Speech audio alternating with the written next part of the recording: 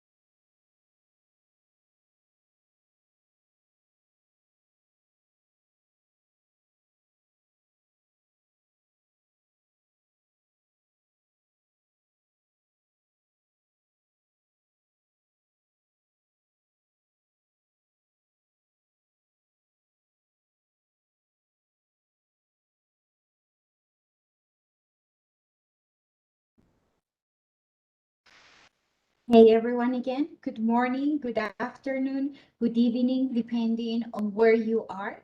My name is Karen Chavez, and I represent Colombia as one of the co-chairs of the Interagency and Expert Group on SDG Indicators. I'm here with Cara Williams, also as co-chair in representation of Canada. A warm welcome to all of you to the second day of this annual meeting, the 12th meeting of the IAEG-SDGs. Thanks for joining, and we will begin our agenda with some updates from the IAEG-SDGs. Those are the next 3 points of the agenda, followed by a Q&A session. So just a reminder to everyone that you can put your questions and comments in the chat whenever you feel like. First, I would like to welcome to Mr. Paul Pacheco from UNSD, who will provide an update on the data availability review and data gaps. Please go ahead.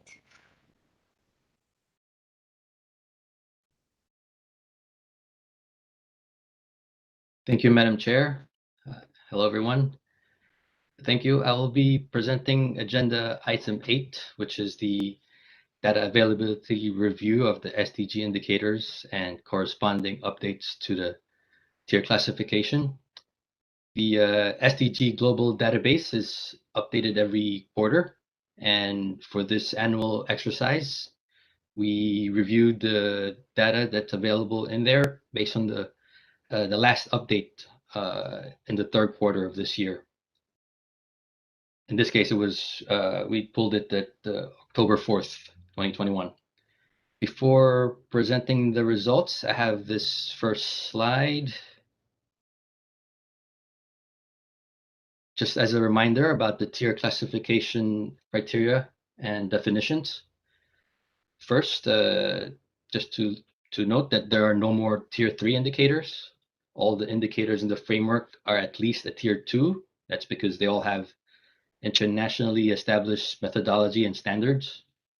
So this tier classification review is basically looking at the available data for each indicator and to check country and population coverage to determine if the indicator can be classified as a tier 1, which means it has data for at least 50% of countries and population in every region where the indicator is relevant. The tier 1 indicators are checked to see if they still meet the criteria, and tier 2 indicators are reviewed to see if they now meet the tier 1 criteria. Based on this year's review, the IAEG does not recommend to downgrade any tier 1 indicators to the Statistical Commission. They are recommending to upgrade 8 unique tier 2 indicators, 7 for full upgrade to tier 1, and one of the indicators for a partial upgrade. So this slide here shows the 8 unique indicators that now have good country and population coverage and that the IAEG recommends to upgrade to tier 1. I won't go through each one of the indicators. This presentation will be posted on the event page later today, but maybe I'll just point out the one that's for partial upgrade, this 12.3.1 Part A Food Loss Index and Part B Food Waste Index. The tier 1 criteria was met just for the food waste index, but not for the food loss. So tier Part A will remain as tier 2, and Part B will be upgraded to tier 1. So again, that's the data availability review of the indicators for this exercise. The other part of the data availability review is to review and look at the remaining gaps. And of the 231 indicators in the framework, data is available for 213 of them, which means 18 are still missing data in the global database. We reached out to the agencies to get a status update and for them to provide an estimate as to when data would be available. Per the feedback from the agencies, data for 6 of the 18 will be submitted in time for the next global database update, which is scheduled for the end of this December, end of this year. So we will look out for that. Data for 7 indicators will then be available in the following year, in 2022. Data for 2 indicators will be available in 2023. And we're still waiting for indication from custodian agencies for 2 indicators, and we will continue to follow up with them. And then there's 1 indicator that is not yet established. That's the 17-18 one. So the next few slides, I'll just list those indicators. So this slide shows 6 indicators that should be available in the very next global database update. That's 1B1, and then 5 indicators for Goal 11, and 4 of them by UN Habitat. They'll be ready for end of this year. And the other Goal 11 indicator, 1171, average share of built-up area cities. Oh, sorry, the other indicator is 1141, total per capita expenditure. This slide shows the 7 indicators that according to the custodian agencies will expect to have data available in the database in 2022. Again, I won't read out each one, but maybe I can mention that it seems that 5 of them would be available by the launch of the next SDG report, which is usually in early July at the high-level political forum. So, and the others in the second half of 2022. And this last slide here just shows 2 indicators that will be having data, expect to have data in 2023. That's 241 and 1172. And then just to let you know, the last 2 indicators that we're still following up on, 522 and 1071. We'll get the status of those shortly. And for me, that's about it. Thank you. Back to you, Karen.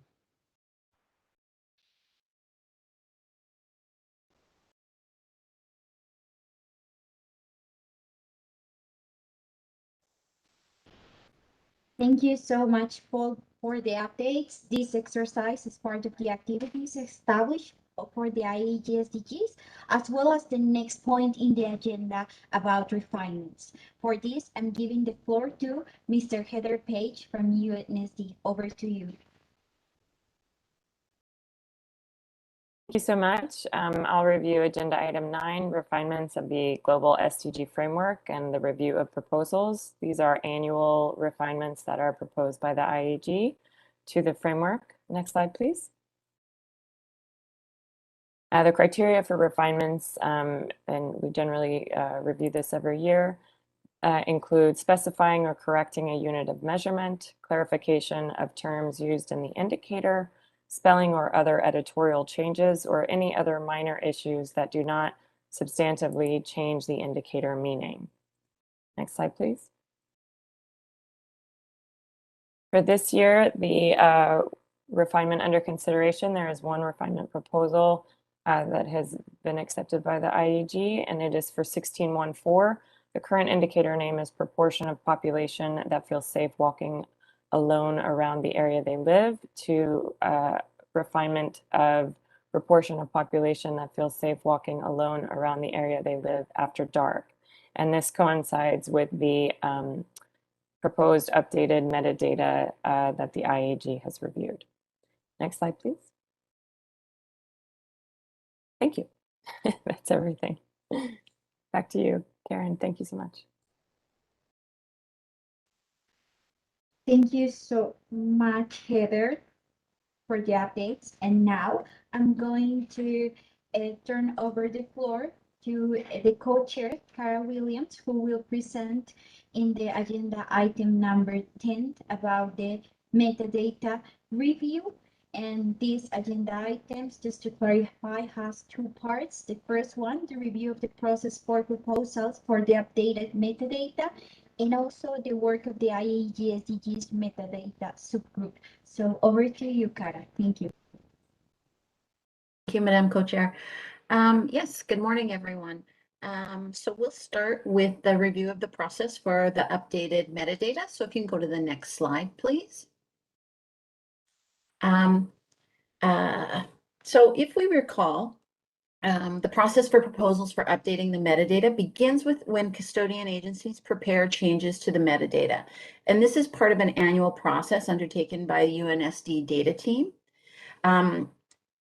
Alternatively, custodian agencies can also request an update to the metadata outside of the UNSD data team process. Any metadata updates should be done in track changes so that everyone can see what the changes are. Of course, any changes proposed by the agencies should not significantly change the methodology of the indicator. If the proposed changes are not in track change, UNSD will send it back to the custodian agency. The updated metadata will then be sent to the IAEG for review and approval. If there are questions or explanations required, IAEG will contact the agency for information. Once approved, the metadata are then sent to the data team to put in the correct format and into the metadata repository. So that's the annual metadata review process. Next slide, please. There's also at the same time an IAEG-SDG metadata subgroup, and it's outside of this process. The group's objectives are to improve the quality of metadata for the SDG indicators and to facilitate SDG indicator implementation in countries.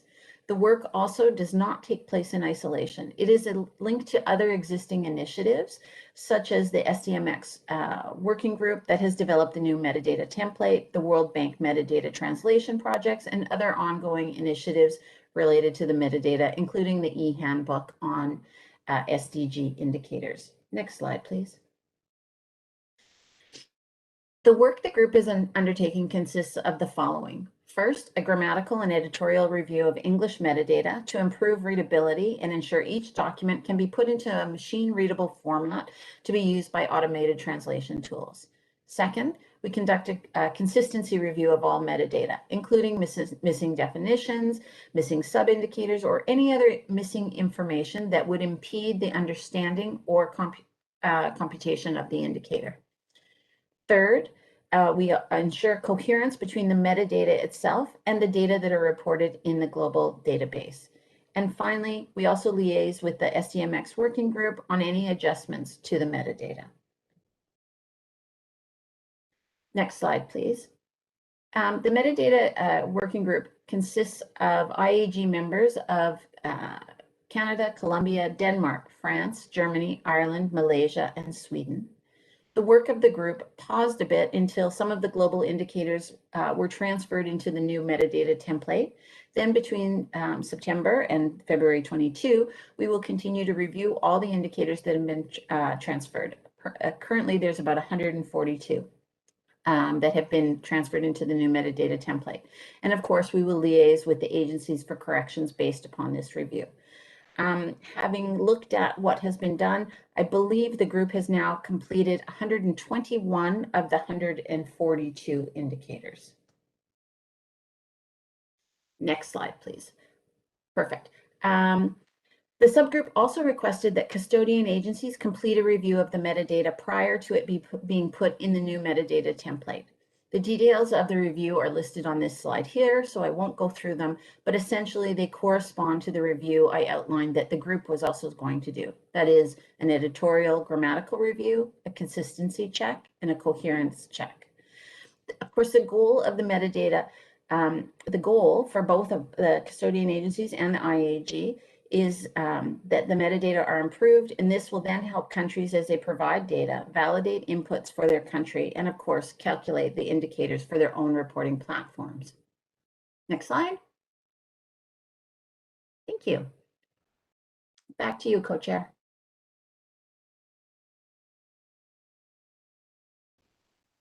Well, thank you so much, Cara. And now I think that we are ready to go to the next agenda item, the item number 11, the Q&A session.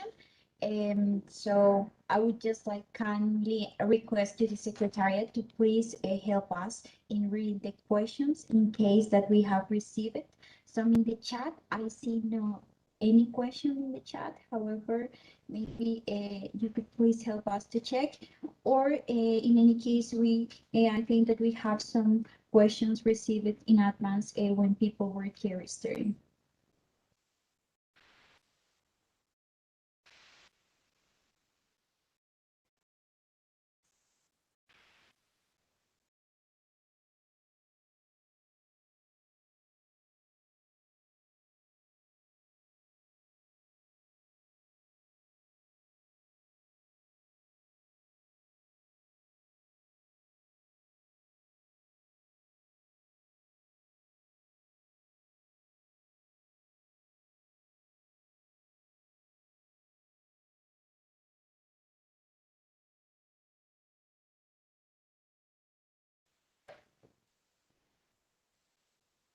Okay, still no comments or questions in the chat. So if UNSD could please help us to read some of the questions received in advance.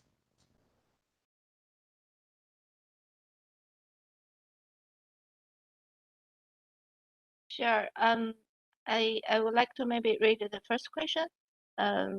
What is the IAEG-SDGs doing to widen the use of non-government data?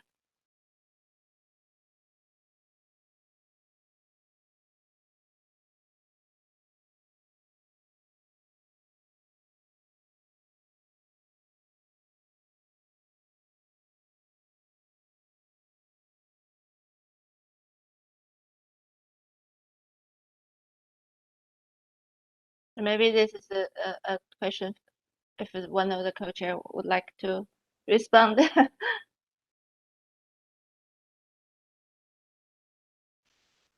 Yeah, sure. So in terms of the to widen the use of non-government data, I think that this is also depending on the country. Specifically in Colombia, we have a national statistics system that is including data from all organizations, regardless of the nature of the organizations.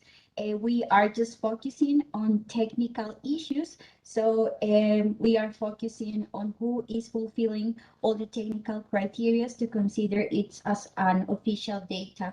Also regarding the huge challenge that it represents to have data availability with disaggregations for all the SDGs. And we have opening a new line called experimental statistics, and we are combining here both new methods and new sources of information when we are not sure that all technical requirements are fulfilled, because we still want to open the door for innovations, and at the same time we have established like a minimum criteria. Even if not all the criteria is met, some of the criteria are non-negotiable to be considered as an official data. And also we are working in different projects about data availability with UNSD and another partners. And again, these processes are part of innovations that I would say from my side. I don't know if Cara wants to add something. Thank you, Karen. Yeah, I think we can say I can speak to what's happening in Canada. More generally in Canada, we're examining alternative data sources constantly to see if they can supplement some of our regular statistical programs and statistical data collection vehicles.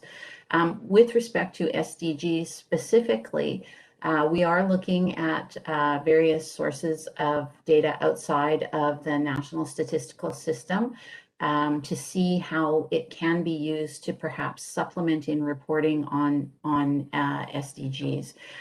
We are looking to develop a quality assurance toolkit for these data so that we are able to then determine whether we have a level of comfort in using them for SDG monitoring. But more generally at Statistics Canada, we are looking at all sorts of alternative data sources to see if we can supplement them to our regular programming. Thank you.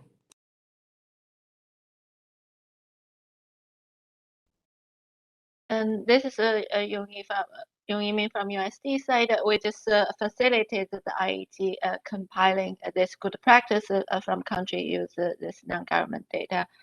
So this is, I think, one of the work program of the IAEG in the coming years. There's another question. Where can I find the SDG updates and the corresponding updates? We will share the link in the chat and also maybe and direct you to the website.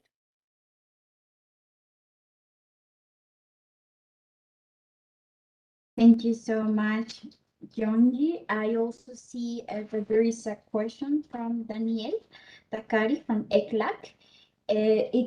He's answering, it is possible to propose a change for the Spanish version of the name of one indicator. And also, do we need to discuss this with the custodian agency? So I will, in this point, give initially the floor to the Secretariat to answer this question. This is Heather with UNSD. There were actually quite a few proposals for changes in some language versions that were already sent to the DGACM for their consideration. We can check to see if this one that Daniela is discussing has already been viewed. Otherwise, we can send it through again.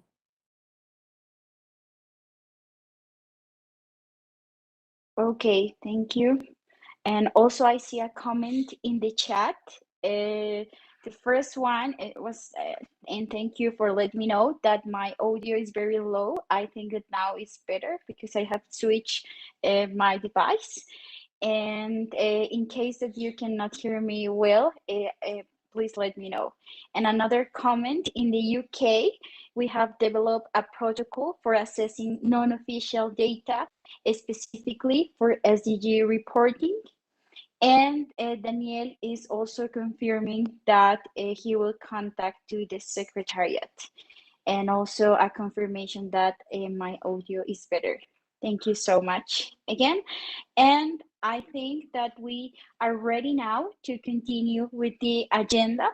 For the 12th agenda item, we have proposed the implementation, monitoring, and reporting on SDGs, including national, regional, global SDG reporting.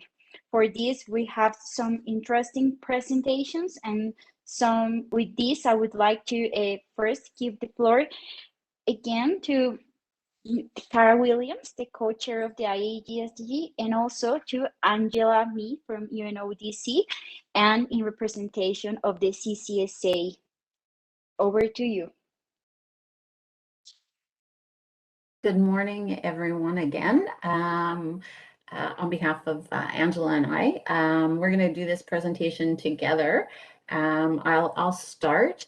We're going to talk about the data flows to the global SDG reporting, and my colleague Angela from UNODC and co-chair of CCSA will be doing the presentation with me.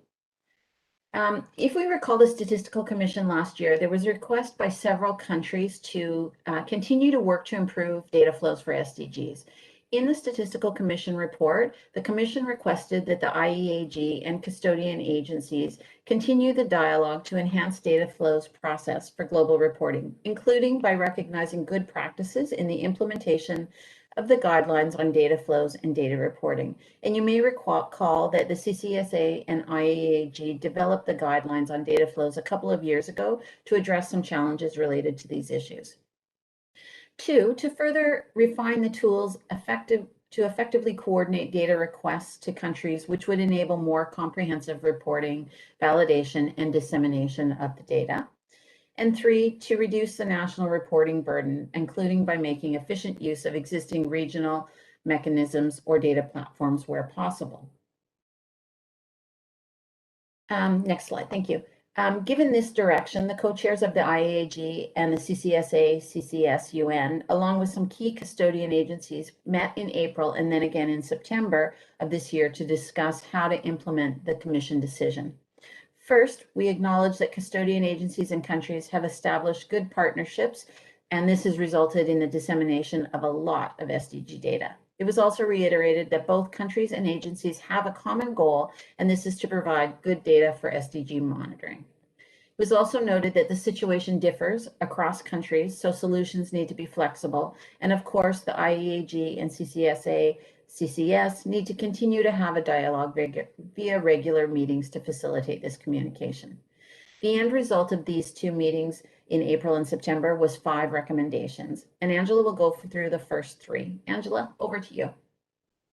Thank you, Cara, and actually good afternoon to all of you from Vienna here. And just wanted to clarify, maybe for those that of you that maybe are not familiar with all these acronyms and maybe new to this meeting, that the CCSA and CCS-UN basically correspond to the group of chief statisticians of the smaller group is the group statistician of the UN agencies, and the bigger group is the group of chief statistician of international and regional organizations.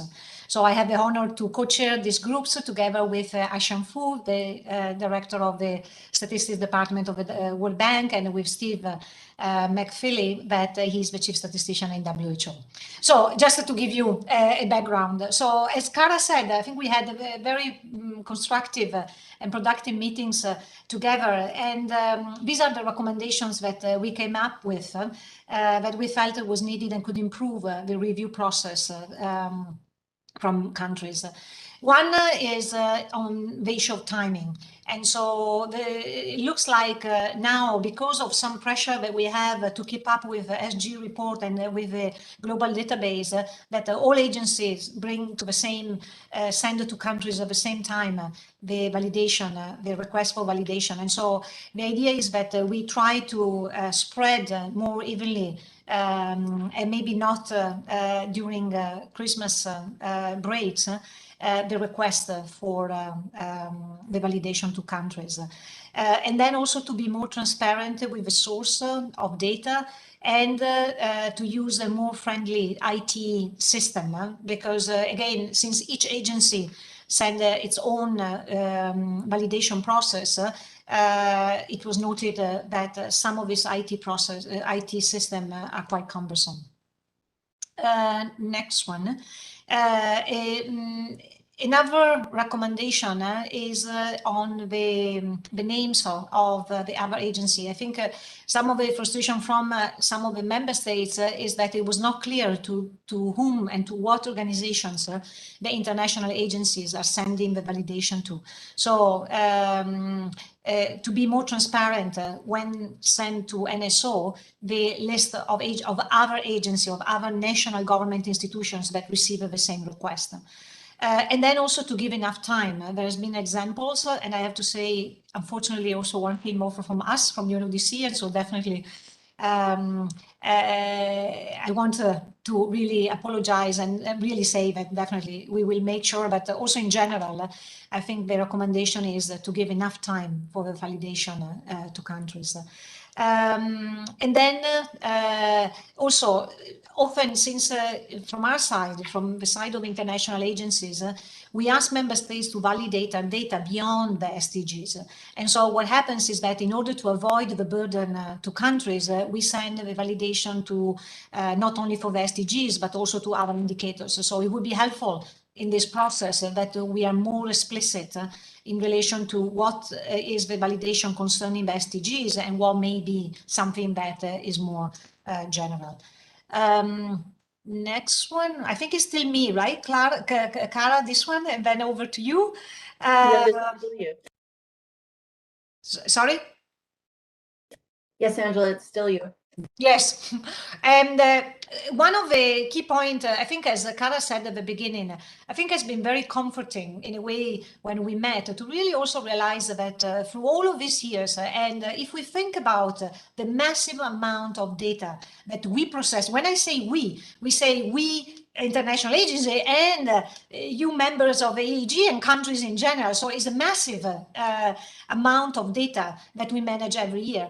And so it's incredible how more or less we have not really had any major issues in terms of quality that we have produced. But there is definitely one issue in relation to comparison between national and international data. And really there is the realization, I think, from both sides that one of the main issue that makes this comparison problematic is the population data, so the denominators basically. And so we have, and I think when we discuss, there are reasons for both sides on what kind of population to use, whether an international standard as we do in the UN or national population. And so what we have decided as a group, between the co-chairs, is maybe to really try to go in depth to understand better the situation through case studies. So from the IAEG, there have been a few members that will provide their population data to a subgroup that we have developed that is led by the population division and also where there is UNESCO, that we really review in specifics these two countries that have been provided by the IAEG. I think these two countries are from the Western group of countries, so it would be actually good if other countries, and particularly maybe countries where the population data may be more nuances or etc., then if it can be involved in this exercise so that we can really go in depth into this issue. The next one, but now, Kara, I think, I don't know, because when you send me, when we agree on the slides, there was I thought about the number of slides while it's not relating to the number of slides. So please tell me if I go ahead with the next one or is over to you. Hey, Angela. I was going to do the next one, but I'm happy to let you do it if you want to. No, please go. Yeah, no, it's because I looked at the numbers in the list while I think you looked at the numbers on the side, so that's fine. Over to you, Kara. Okay, so the fourth recommendation made by the IAEG and CCSA group related to the validation of data based upon Earth observation or satellite imaging.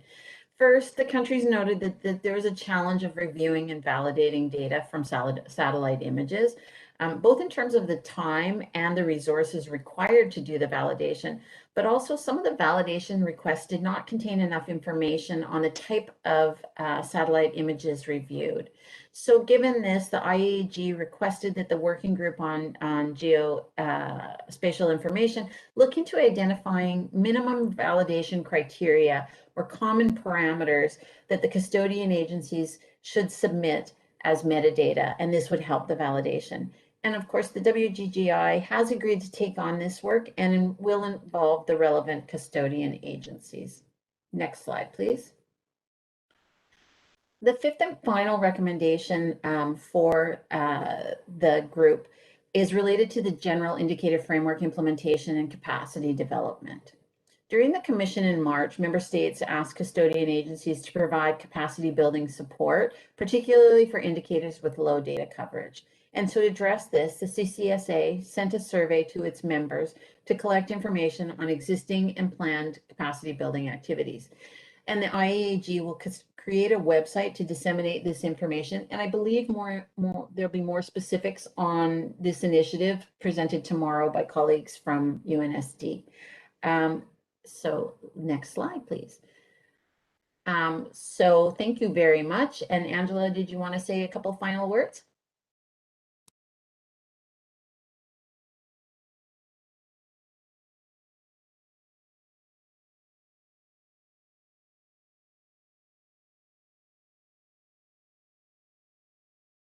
I'm not hearing anything from Angela, so I said, yeah, sorry, I was amusing. No, that's fine. Thank you, Kara. Thank you very much, and back to you, Karen. Thank you.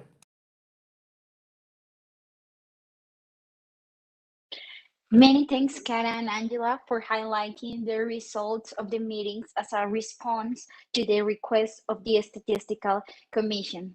And of course, in case some member countries have an additional proposal for recommendation, we are also happy to receive all your comments and recommendations, considering that we are going to keep these meetings between the CCSA and the IAEG-SDGs co-chairs. So now, please let me introduce to the next presenter for the agenda item 12.b.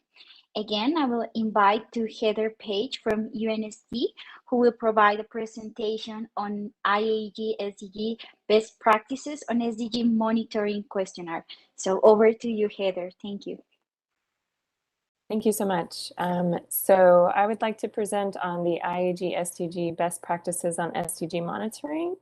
This is a questionnaire from the IAEG. So as part of the decisions of the last Statistical Commission, the IAEG-SDGs was tasked with focusing on the implementation of the indicator framework and the sharing of experiences and best practices on SDG monitoring.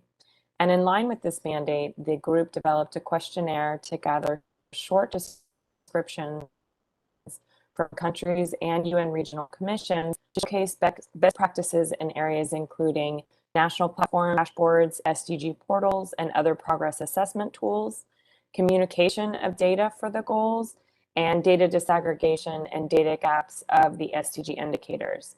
And the group also took advantage of the opportunity to reach out to countries to ask an additional question related to capacity building priorities for SDG monitoring to be provided as input to the HLG.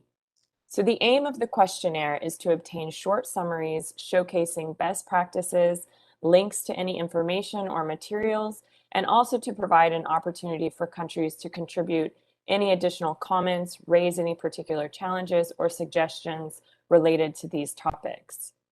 Next slide, please.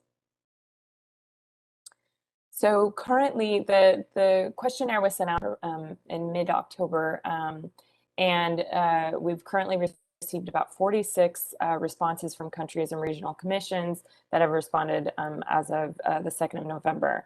And I just wanted to send a thank you actually to all of the countries that have already responded. We really appreciate your input. And we'll also have a little bit of opportunity for additional inputs to be provided. So if we have missed anyone, please do let us know, and we can make sure that we've gotten your input. Next slide, please. So this is just kind of a snapshot of some of the best practice examples that we've received. And on the next slide, I just wanted to go over kind of the next steps. So the UNSD will actually compile the information and create a web page on the IAEG-SDG site to showcase these examples, and the information will then also be reported to the Statistical Commission in March. And so we'd like to extend the deadline till 15th of November. Here we also include the link to fill out the questionnaire, and I can also put it in the chat. And again, we'd like to thank all of the countries and regional commissions that have responded. And we're also grateful on behalf of the IAEG-SDGs if remaining countries can also respond. And the questionnaire was sent out to all of the NSO SDG focal points that we have for all of the countries. So if you did not receive it, again, I'll put the questionnaire link here in the chat, and we're grateful for any of the inputs that you can provide. Thank you very much. Thank you much, Heather, for the updates in this presentation. Next, I would like to go to the agenda item 12.c, tracking, monitoring, and reporting of progress on SDGs. For this point, I will invite to Ms. Anne Ibrahim from Nigeria. So the floor is yours, please. Good afternoon, Madam Chair. Good afternoon, everyone from Nigeria. My name is Anne Ibrahim, and it's a pleasure to be here. And since I have just like 5 minutes, I'll just run through my presentation. not necessarily slide by slide. So I recall we reached out to find out what we had done in terms of SDG survey. So Nigeria has not actually conducted a standalone survey for SDGs yet, but we did what we call like a data collection from different sources. So for Nigeria, what we did, we started with the data mapping. So we can go to the next slide, please. The next one, which talks about the data mapping. So I'm just going to talk around the presentation. So for Nigeria, we did SDG data mapping where we mapped each indicator to the source of that indicator. Whether it was survey, whether it's going to be administrative, or whether it was going to be derived survey. Let's go on to the next one. The next slide, please. The next. So what we did was identify who was going to supply information from the different agencies. So in Nigeria, we have a peculiar case because we have 3 tiers of a decentralized statistical system. We have the federal, we have the state, and we have the local government. So for the federal, we still have different agencies that provide information to us from this for SDGs. Let's go to the next slide, the next. So what we did was to do a stakeholders consultation, did meetings with different stakeholders from different agencies after we did the mapping, which identified which agency was supposed to provide what for us. The survey component, we did an analysis more or less of, you know, who will do what, and then for administrative component, it came up the top, the highest, being 68%. Let's go on to the next slide. 68%, and then that showed us that we would require data for about 157 MDAs on administrative statistics, and of course survey component was 23%, which is about 52, and then the derived component was about 9%, 21 of the indicators.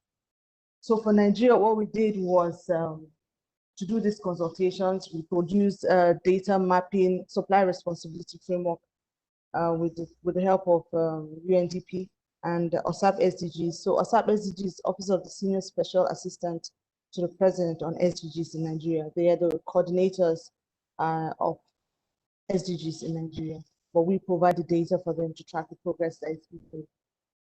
And with their help as well, we're doing what we call realignment of the national statistical system, such that the SDGs is being, you know, mainstreamed into the activities of every MDA that's supposed to provide information for SDGs. And then the realignment was in 3 different layers.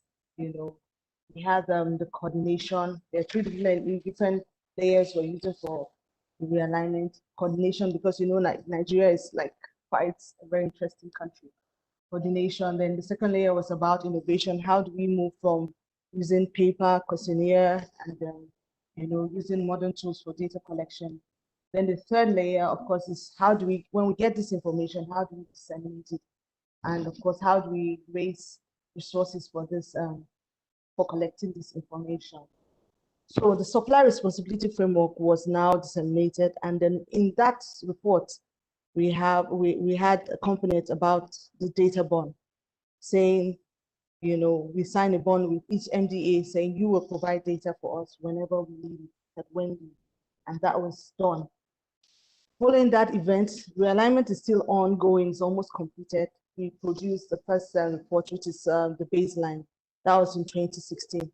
The baseline report provided us with information for about 126 indicators. Then in 2018, we went on to do another data collection. So this data collection was done using, for the administrative component, we used templates. We designed templates based on the indicators and who was supposed to provide what for us. And we went out there, we did a lot of capacity building, sensitized the stakeholders, and we collected information.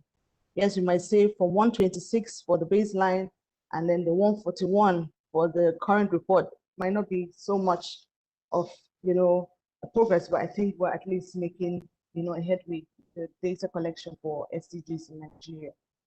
So following that, I have in my presentation, which I'm sure will be shared later, some of the templates that we used and then the data that we collected for this for the current SDG report.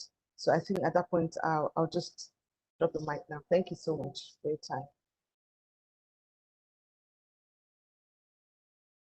Thank you so much to the colleague from Nigeria, and congratulations on your work.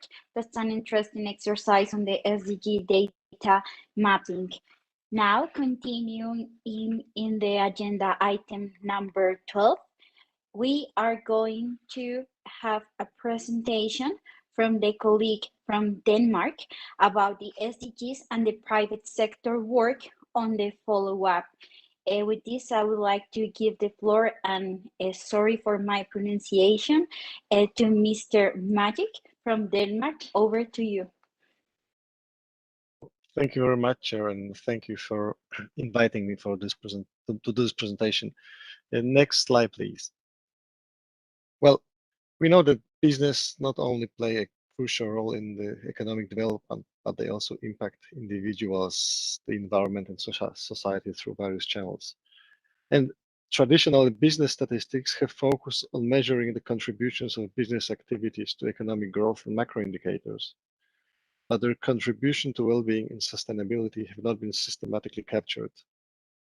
However, this measurement has accelerated in the recent years. And now you can talk about two major angles of measuring business and sustainability. The first one is well-being, which is showing a relationship between businesses and households and individuals. And here you can talk about topics as quality of life, social inclusion, and inclusive growth. And the other angle is sustainable development, showing the relationship between business environment and describing topics as green economy, biodiversity, climate change, etc.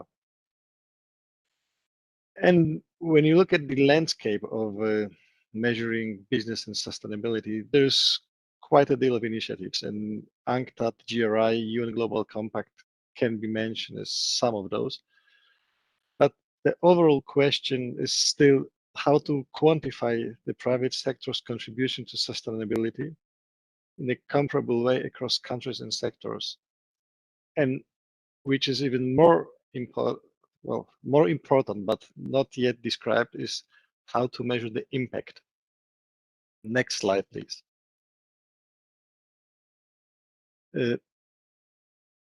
I would narrow this presentation now to a more strictly statistical angle, which I mean here like activities conducted with a mandate of UN Statistical Commission.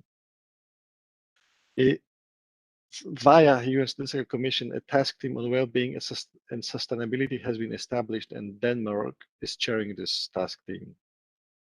It focuses on measurement of the contributions of businesses to the SDGs and has developed a set of indicators covering a range of issues where the business sector and individual enterprises have a direct or indirect impact on well-being and sustainability. The selected indicators, unfortunately, do not represent a fully fledged framework. They more illustrate a number of key dimensions that enable or can enable policymakers to make comparisons between countries and draw conclusions as to why a particular sector is under or high performing. And the indicators are in like creation phase, and they will be proposed to the upcoming Statistical Commission for adoption. Next slide shows you the suggested indicators. You can very quickly take a look at those, but they will also be published with my presentation on the IAEG's website. Next slide, please. Now I will concentrate a little on what we are doing in Statistics Denmark in this topic of measuring sustainability in the private sector. Actually, this is quite a big issue, and we are devoting quite a number of resources to this work. And of course, this means that we are conducting various projects. The first project we conducted was more of a qualitative character, where we have conducted a survey on company strategies relating to sustainability and the SDGs. And here we have a very good flavor of how difficult it actually is, because the first question was, what do we focus on? Do we focus on company activities since 2015, where the goals were adopted, or do we take a broader perspective? And furthermore, how do we quantify, or how do we measure the different sectors? Like windmill sector is per definition, let's say, promoting the green agenda, whereas concrete production is not. So how it can be addressed? So we try to incorporate these questions in our questionnaires, and we had quite a big number of replies. Following this first step in the project, and inspired by the acted core indicators, we have conducted a project on compiling indicators on the development since 2010 in the Danish business sector's contribution to the SDGs. Here, our main principle was to use already existing statistics. And the indicators were grouped into economy, environment, and social issues, and resulted in an updated series for 17 indicators. What is important here that this work was conducted in cooperation with a follow-up group which comprised of various representatives of the private sector. And if you are interested in this, I have put the links to the publications, and they're in English about this project. Next slide, please. Well, the work is still ongoing, and we try to scan the landscape in order to get as many possible data and inputs as we can get. And one of the steps here is we are planting or putting some sustainability questions in the statistical surveys like our innovation survey. Then we have a project ongoing that will try to compare Danish business indicators with different countries, and we expect it to be finished or finalized in February 2022. And as part of other initiatives, we would like to focus more on transport, agricultural, and tourism sectors, and how do they impact sustainability from private sector perspective. We are, of course, open for any questions and cooperations, as we believe illustrating how the private sector contributes to the agenda is extremely important question. Thank you.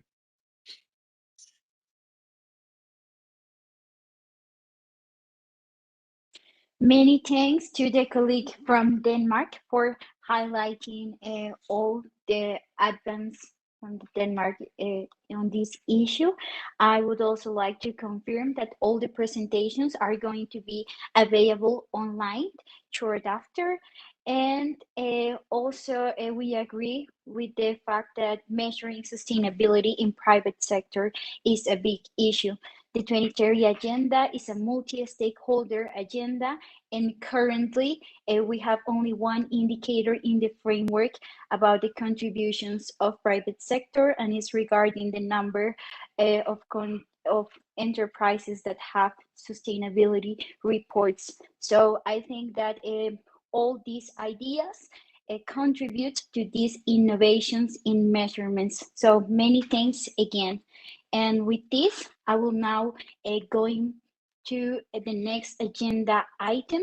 For this, I would like to give the floor to Mr. Arman from UNESCAP. He's going to provide a presentation on the National Sdg Tracker in Asia and Pacific. Over to you, please. Thank you. Hello, good day, colleagues, and thanks for inviting ESCAP to this meeting. My presentation will focus on National Sdg Tracker, which is an analytical tool which is made available to countries to track progress against the SDGs using their own data and their own target values. ESCAP has been assessing the regional progress on the SDGs since 2016. This is what you see on the screen is a snapshot of the progress against 17 SDG goals from the most recent progress report. As you can see, the bars here show where we are against each of these goals, how much progress we are making, blue bars, and in some cases, to what extent we are regressing, the red bars. But how ESCAP is producing this result, we are using the global list of SDG indicators. We are setting targets at the regional level and using the regional aggregates to measure trends against those regional targets. So the results do not reflect progress of any countries. It's basically an average progress in the region. But now the question we're often receiving is that what it takes for a country to produce the same results, because the methodology is available to countries, and if country A wants to apply the same approach, they will obviously need to use their own national set of SDG indicators, SDGs adopted at the national level. They, of course, need to set target values for indicators at the national level for those that are not targets are not available. And sometimes they have more data than on the global database, and they want to use their own data, sometimes new data points, sometimes different data. And this is how basically they will own the results of the progress assessment. So to make this possible, the National Sdg Tracker was developed, which is an analytical interactive online application, which facilitates access to country data on the global database to begin with, and helps countries to basically on few clicks produce their SDG snapshot and dashboard and make sense of their own data. But it allows them to customize, meaning that they can add indicators, they can add disaggregated data for indicators, they can edit or add data values. If they wanted to remove some of the indicators they don't want to include in the analysis, they can remove. And finally, they can also set their own national targets. So how it works, in a nutshell, first thing is to get access to the National Sdg Tracker. You can go to the Tracker website and sign up. You will get the access to the tracker, and upon signing on the tracker, you will see your country data from the global database directly. And there are a few actions you can take to customize here. You can change the data. You can add data values or revise existing data values. You can set your own national target for a certain indicator. You can add disaggregations if available at the country level, but not at the global level. You can disable an indicator if you don't want to include into your analysis and replace it with other indicators, and you can add your own national proxy indicators to complement the global SDGs. And then running the analysis, you will get the same type of dashboard and snapshot at the goal, at the target, and at the indicator level. You see the progress, which can be downloaded you can directly use it in your national reports or plug it into your national SDG data dissemination platforms, or the raw data can be downloaded. And if you like to visualize it in different ways, you can also do that. So we are working with several countries at the moment in Asia Pacific region. 7 countries are currently implementing the SDG tracker on their data. We are talking to several other countries as well who are considering to apply it. We are working very closely with our colleagues in different regional offices, regional commissions, sorry, as well. In particular, we're working very closely with Economic Commission in Africa, for instance. They have contributed significantly also to development of this tracker, and they are also supporting a few countries in Africa to have access to this. We are also working with other regional commissions. You can get access to the tracker on the Asia Pacific SDG Gateway. Feel free to reach out to us if you have any questions, want to get access to the tracker. Thank you very much.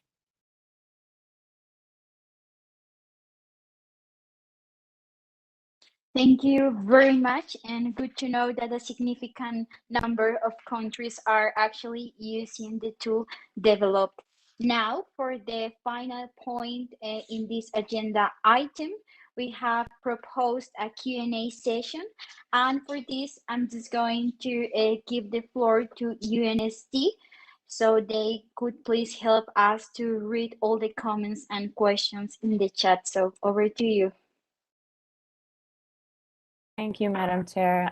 So for the first agenda item of this session on data flows, we have 2 comments in that I'll review and send to so that the presenters can also provide any comments if they would like.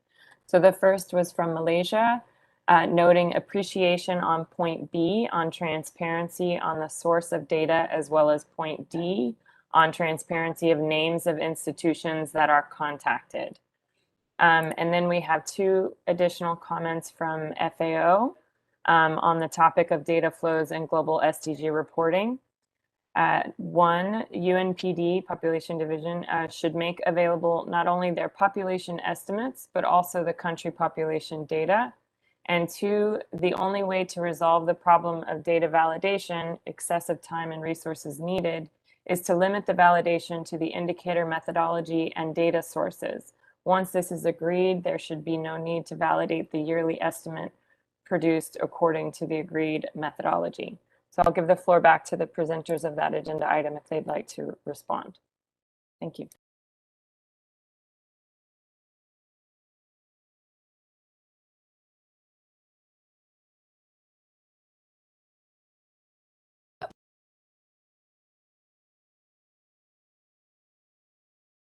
Thank you. Yeah, I thought the question is, I think was the question for Cara and me?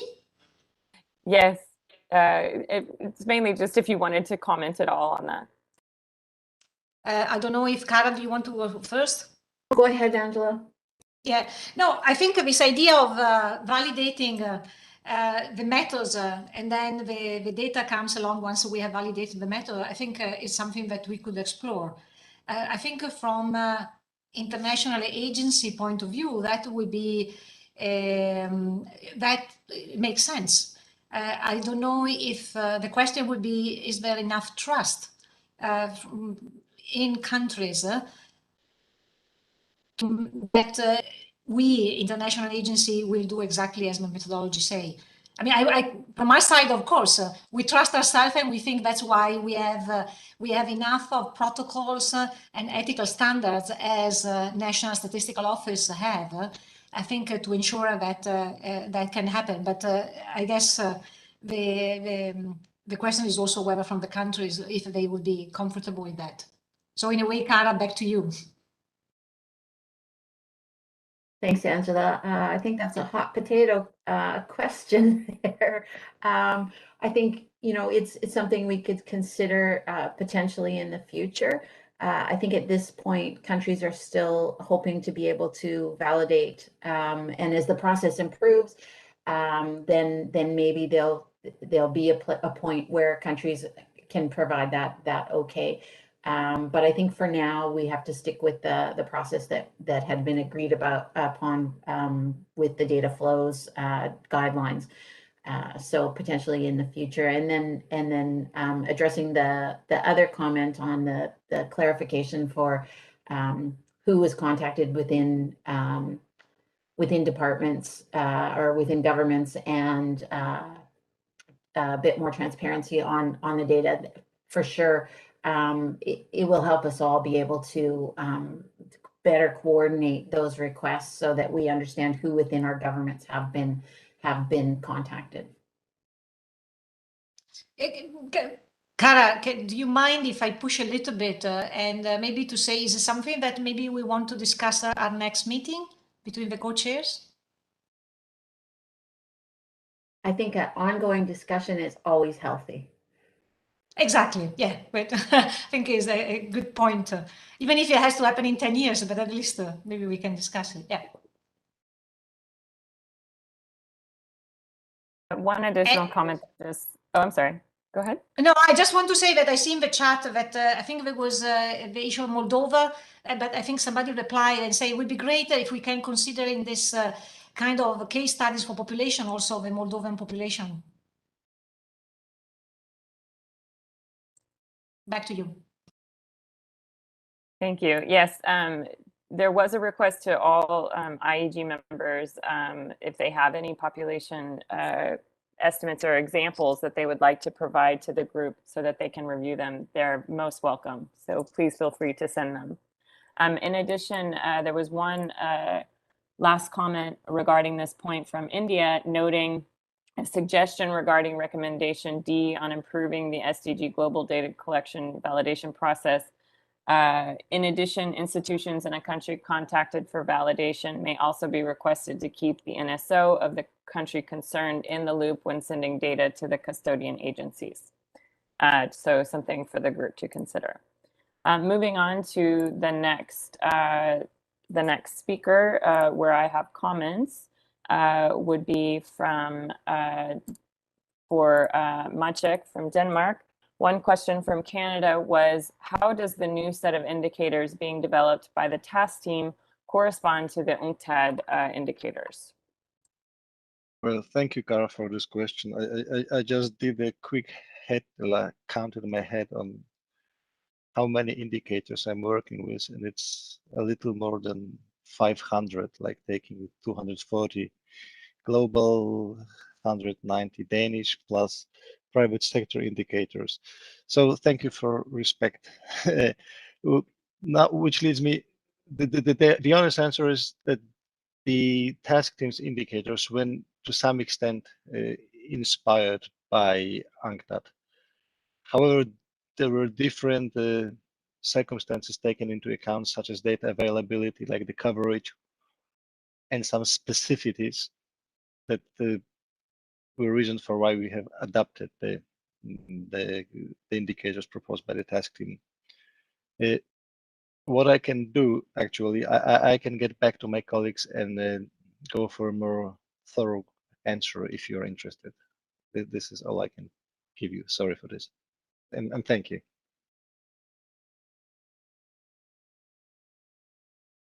Thank you. Moving to the next comment that was received on this topic as well is from Poland. Thank you, Maciek, for a very interesting presentation. And a multi-sectoral partnership, Statistics Poland has also undertaken the task of measuring the impact of private sector. We've developed a set of 30 SDG indicators for Polish business called Impact Barometer. It is to some extent also inspired by UNCTAD core indicators and GRI indicators. And they also provide there the link to where it is available. And one of the next questions was answered. Malaysia requested for Denmark to post the link on the SDG project for the private sector, which was answered in the chat. So that link is now available. And one additional comment also on this agenda item, on this presentation, was from FAO. FAO has developed methodological guidelines for measuring the contribution to the SDGs of private sector companies in the food and agricultural sector, called Guidance on Core Indicators for Agri-Food Systems, measuring the private sector's contribution to the Sustainable Development Goals. And they also include a link to that resource in the chat. So just wanted to mention that those comments were made also, and additional information was provided for those participating. And one of the last questions we received in the chat was to Armin. Are the data in the SDG tracker taken from countries' Bnrs and thus agreed by countries, or only estimated by institutions? Thank you.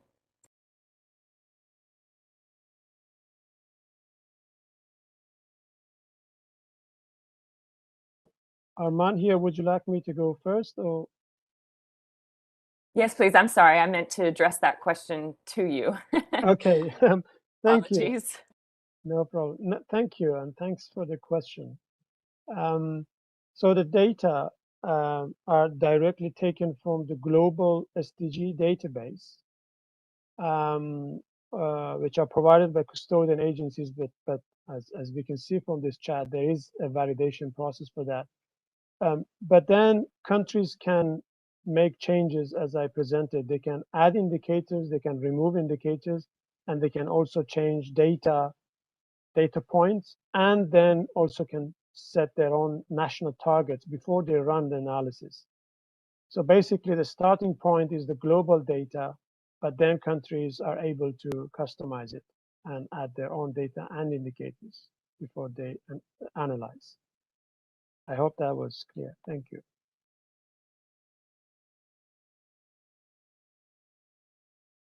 Thank you so much.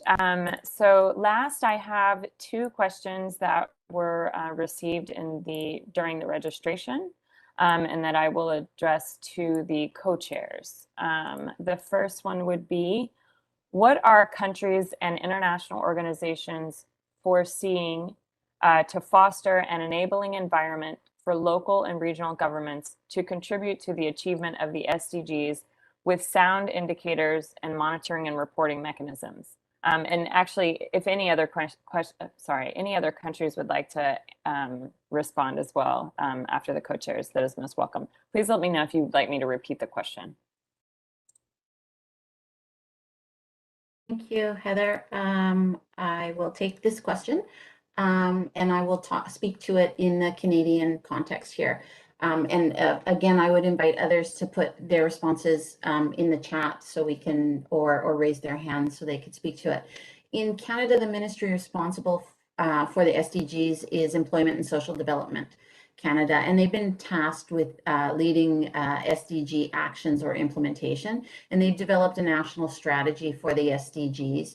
And the objective of that strategy is to create the enabling environment for other actors, including the private sector, civil society, etc., to achieve its goals. And there, in this national strategy, it includes 30 actions that the federal government will take to create that that enabling environment. And part of those actions included the development of a Canadian indicator framework for the SDGs, which is a Canada-specific indicator framework that will measure Canada's ambitions for achieving the SDGs. And of course, Statistics Canada was mandated to create those measures. In addition, as part of the actions, ESDC has created a funding program for civil society to not only help them be able to fund actions, but also for them to measure the actions on their own. And in the chat, I will put some links to these things, so if others wish to check it out, they absolutely can. Thank you.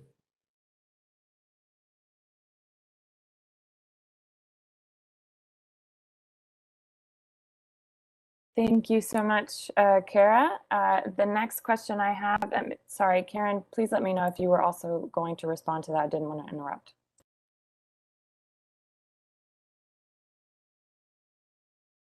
Okay, I'll go on to the next one. The next question we had are, How are countries and international organizations going to embrace and make the most of local bottom-up efforts for SDG monitoring and reporting, such as voluntary local reviews and voluntary subnational reviews? What mechanisms for coordination and cooperation have they envisaged to implement? Thank you.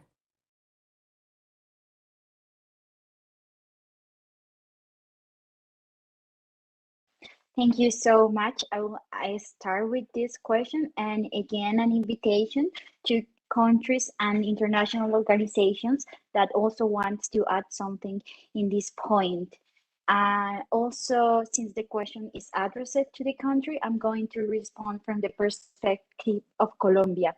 We have been working closely with the planning department, and I'm highlighting this because the question is about voluntary subnational reviews and voluntary local reviews that are using data but are more linked to the planning policy processes. So together we have a subnational strategy to support local governments in the implementation of SDGs also in the inclusion of indicators of the 2030 agenda in their planning projects for the governments. In addition, we have been working with a Colombian organization of the civil society. The name in Spanish is Red de Ciudades Como Vamos. That is basically translating something like how we are doing, and they are specifically working with local governments. They have also been developing some data. This is an example of non-government data that we are using, and actually they have started already to produce voluntary local reviews. The last update is that we produced recently, however, it's just available in Spanish for the moment, together with this organization, the planning department, and also the National Statistics Office, a guideline on how to produce local voluntary reviews and local voluntary reports. So, and again, in this point, I would like to also open the floor to the countries and international organizations in case that they want to add something either of regarding this question or the previous one. Thank you. May I jump in? Please go ahead. No, I just wanted to respond particularly in relation to the coordination. And just to say that really more and more we are trying to work through the UN country teams. International Agency, the statistical program at the global level, we are now working with our colleagues in the department that oversee and support all the UN country teams in the world. And with them, we are thinking of really developing a series of training to those that are the focal point in these UN country teams on data. So to exactly explain to them the SDG monitoring, the mechanism also of coordination of working with national statistical offices, etc. So to try to also have a united and coordinated support from the UN at country level. Thank you. Back to you. Thank you so much, Angela. And I'm just going to give a couple more seconds before closing this agenda item. And also I'm going to take the chance to announce that we are going to have a short break of 5 minutes. And I see no more comments or questions in the chat. So yeah, I think that we are ready to go for the break. So to all the presenters, many thanks for your time and for sharing your views here in this meeting. And I will pass the floor from now on to Cara Williams, the co-chair from the IAEG, for the rest of the meeting. Thank you.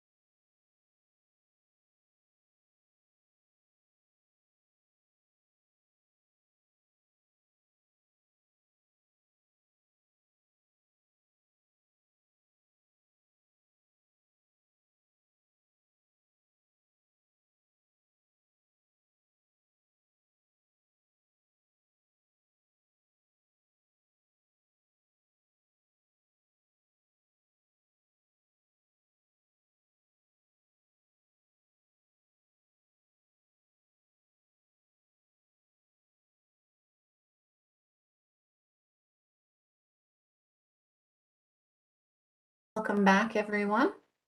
I think we are ready to get started again.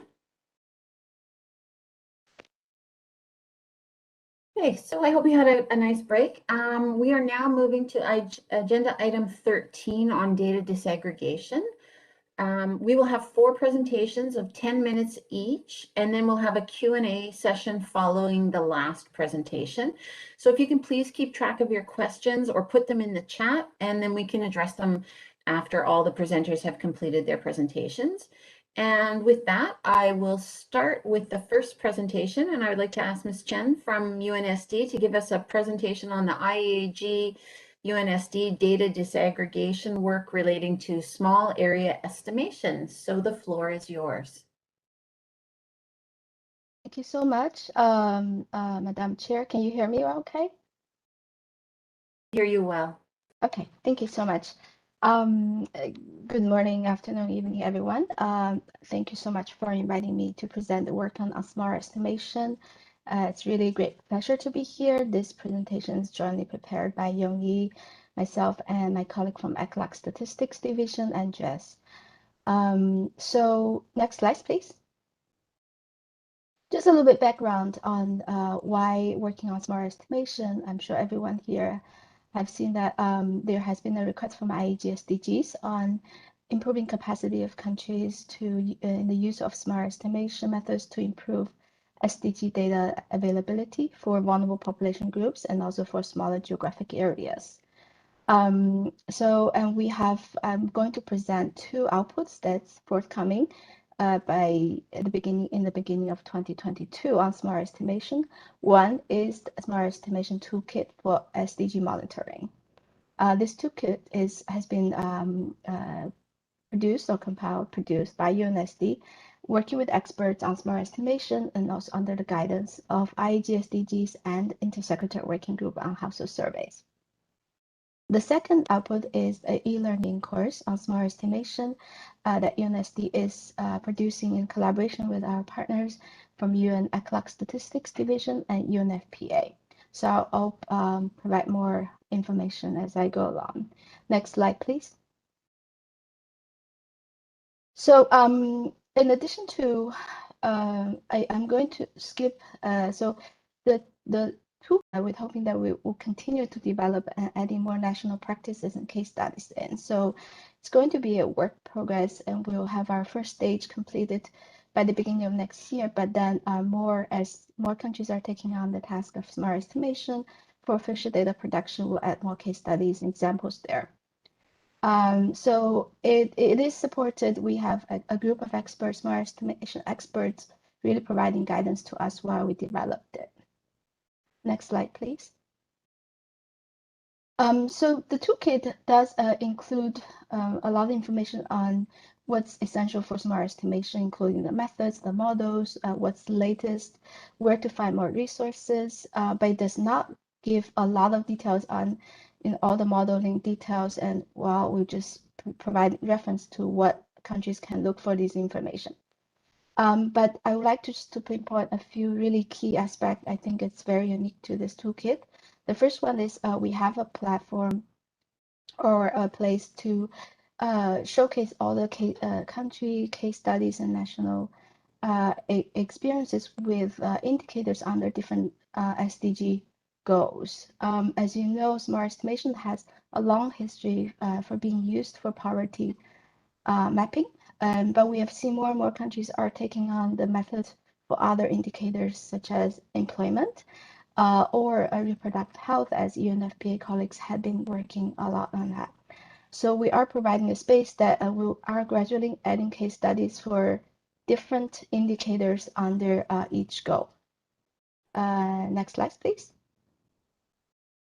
The other very important aspect that we have worked a lot towards is we've been really talking to countries that have been very successfully in using smart estimation for official data production, or countries that have done an experiment and are very much interested in using it, but then couldn't really move on to official data production. So we asked them, why did you make it? Well, why is it so successful? Or how come it wasn't really working? you couldn't take on the task of using smart estimation for official data production.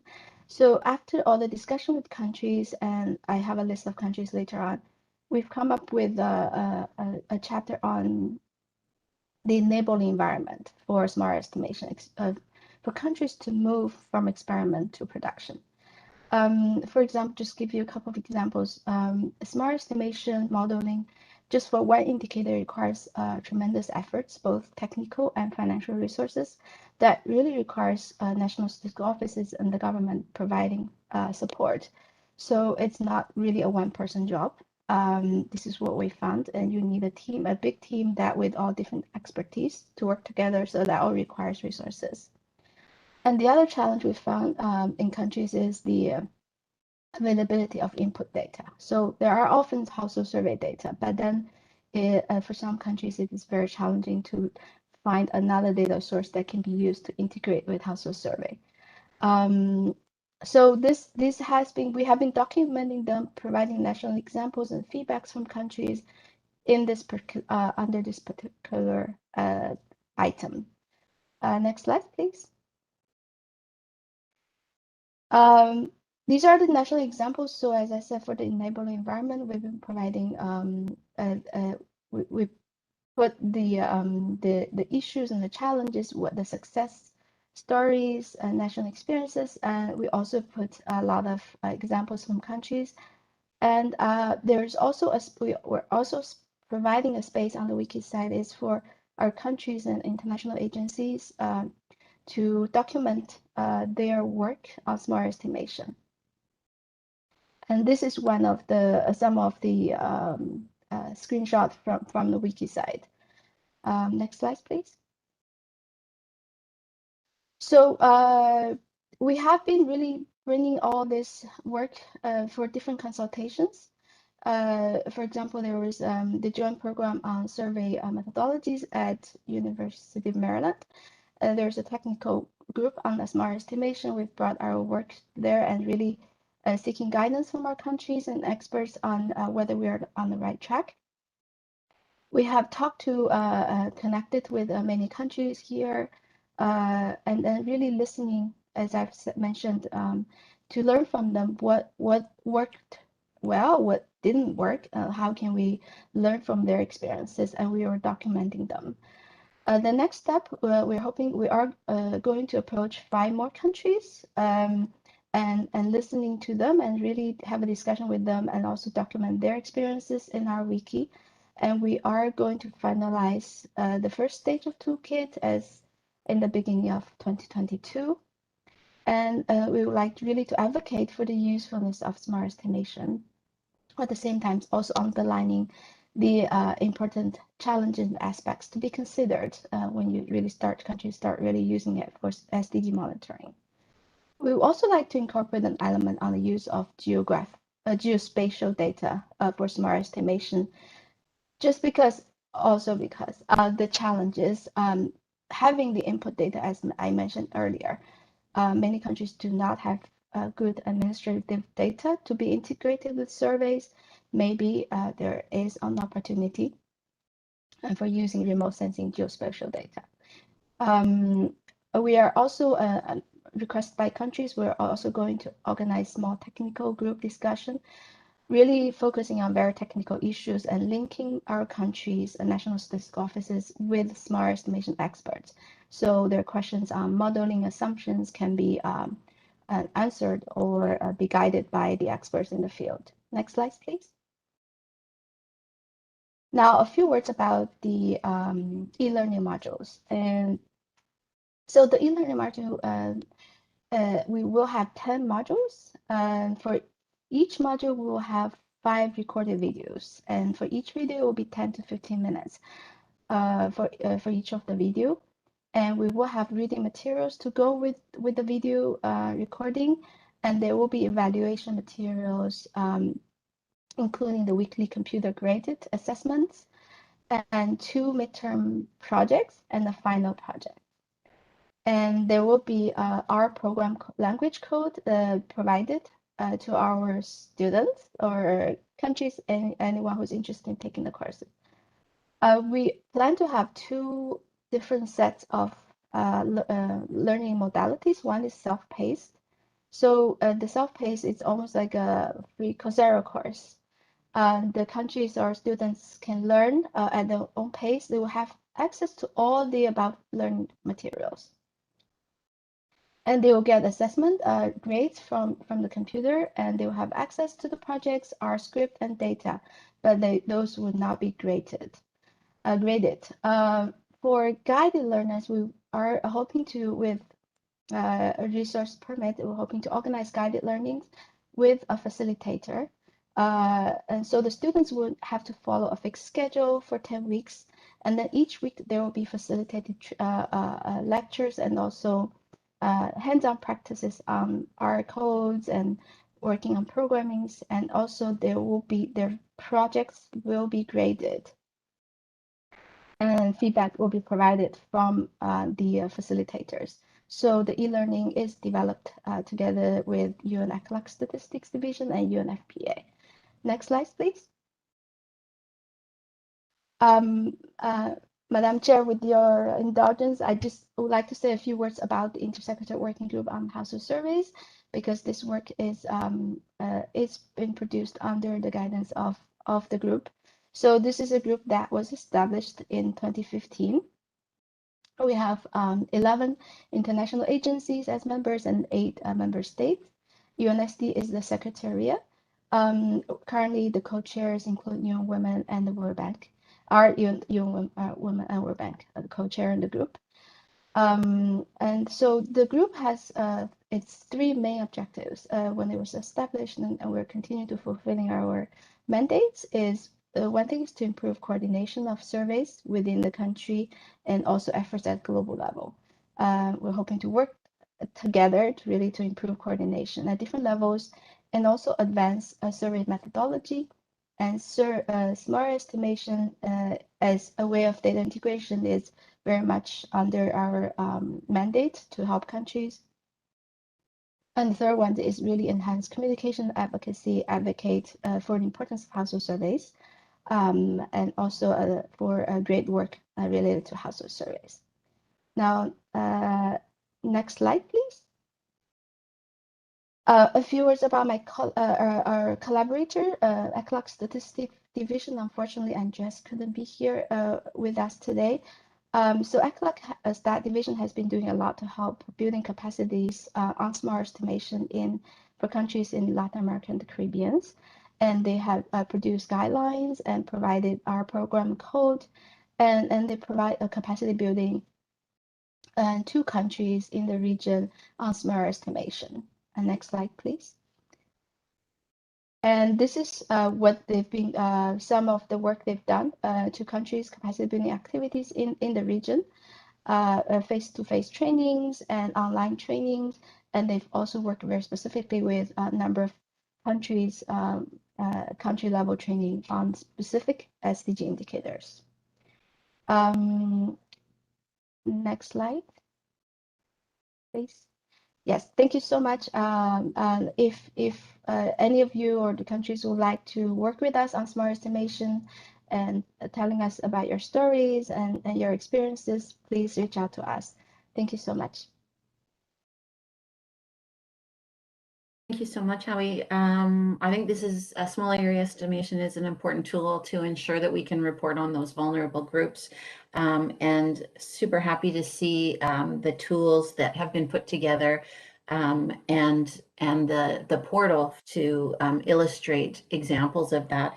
And of course, the e-learning, that looks like an amazing course that will really give hands-on experience for that. So thank you very much for that. I will now ask Ms. Sylvia Manclossi from the UK ONS to give a presentation on the report of the Task Force on Inclusive Data. So Sylvia, over to you. Thank you. Thank you, Cara, and hi, everyone. I'm not sure if you can see my video, but I can just carry on talking. My name is Sylvia Manclossi, and I am the SDG lead at the UK Office for National Statistics. I'm very pleased to join the meeting today to talk about an important piece of work that we carried out in the UK, aiming to achieve a more inclusive data system. Next slide, please.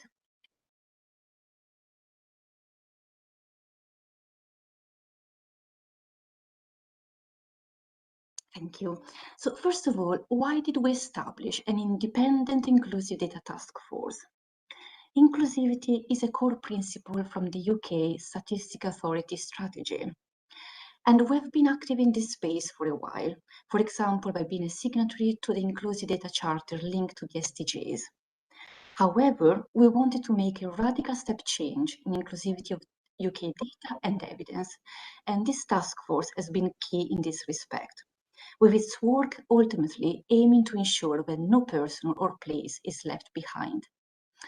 This task force was proposed a year ago. The COVID-19 pandemic has highlighted how important good and timely data is for public policy in society, and has provided a context for all of this work. The task force brought together a range of expertise and was tasked to address 4 main questions. First of all, how can we improve inclusiveness in our approach to the collection, analysis, and reporting of data and evidence? Then how can we make the most effective use of existing data? What are the critical data gaps that hinder our understanding of equalities and inclusion? How can we address them? But also, how can we build on our own and others' experiences, improving our approach to equalities and inclusion going forward? Next slide, please. This led to the launch of a program of consultation and engagement activities, asking what's working and what needs improvement in our current data and evidence. And it's important to note here that the Inclusive Data Task Force itself took an inclusive approach, involving an online open consultation, discussions with senior central and local government representatives and those in the devolved nations of the UK, discussions with senior academics and representatives of learning society, discussions with over 80 civil society leaders working in 15 different equalities areas, which includes characteristics from the SDG desegregations, discussions with over 90 members of the public with lived experience of equality issues.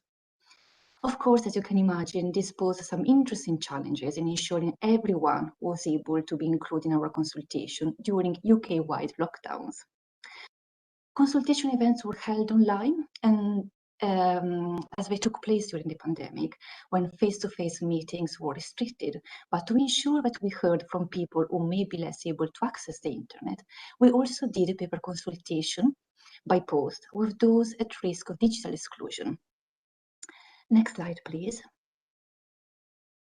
The Taskless Report, which is also on the slides, was published at the end of September this year, and it includes findings from the consultation activities, the task force recommendations to our national statistician, our national statistician's response, including key activities in responses to this task force report.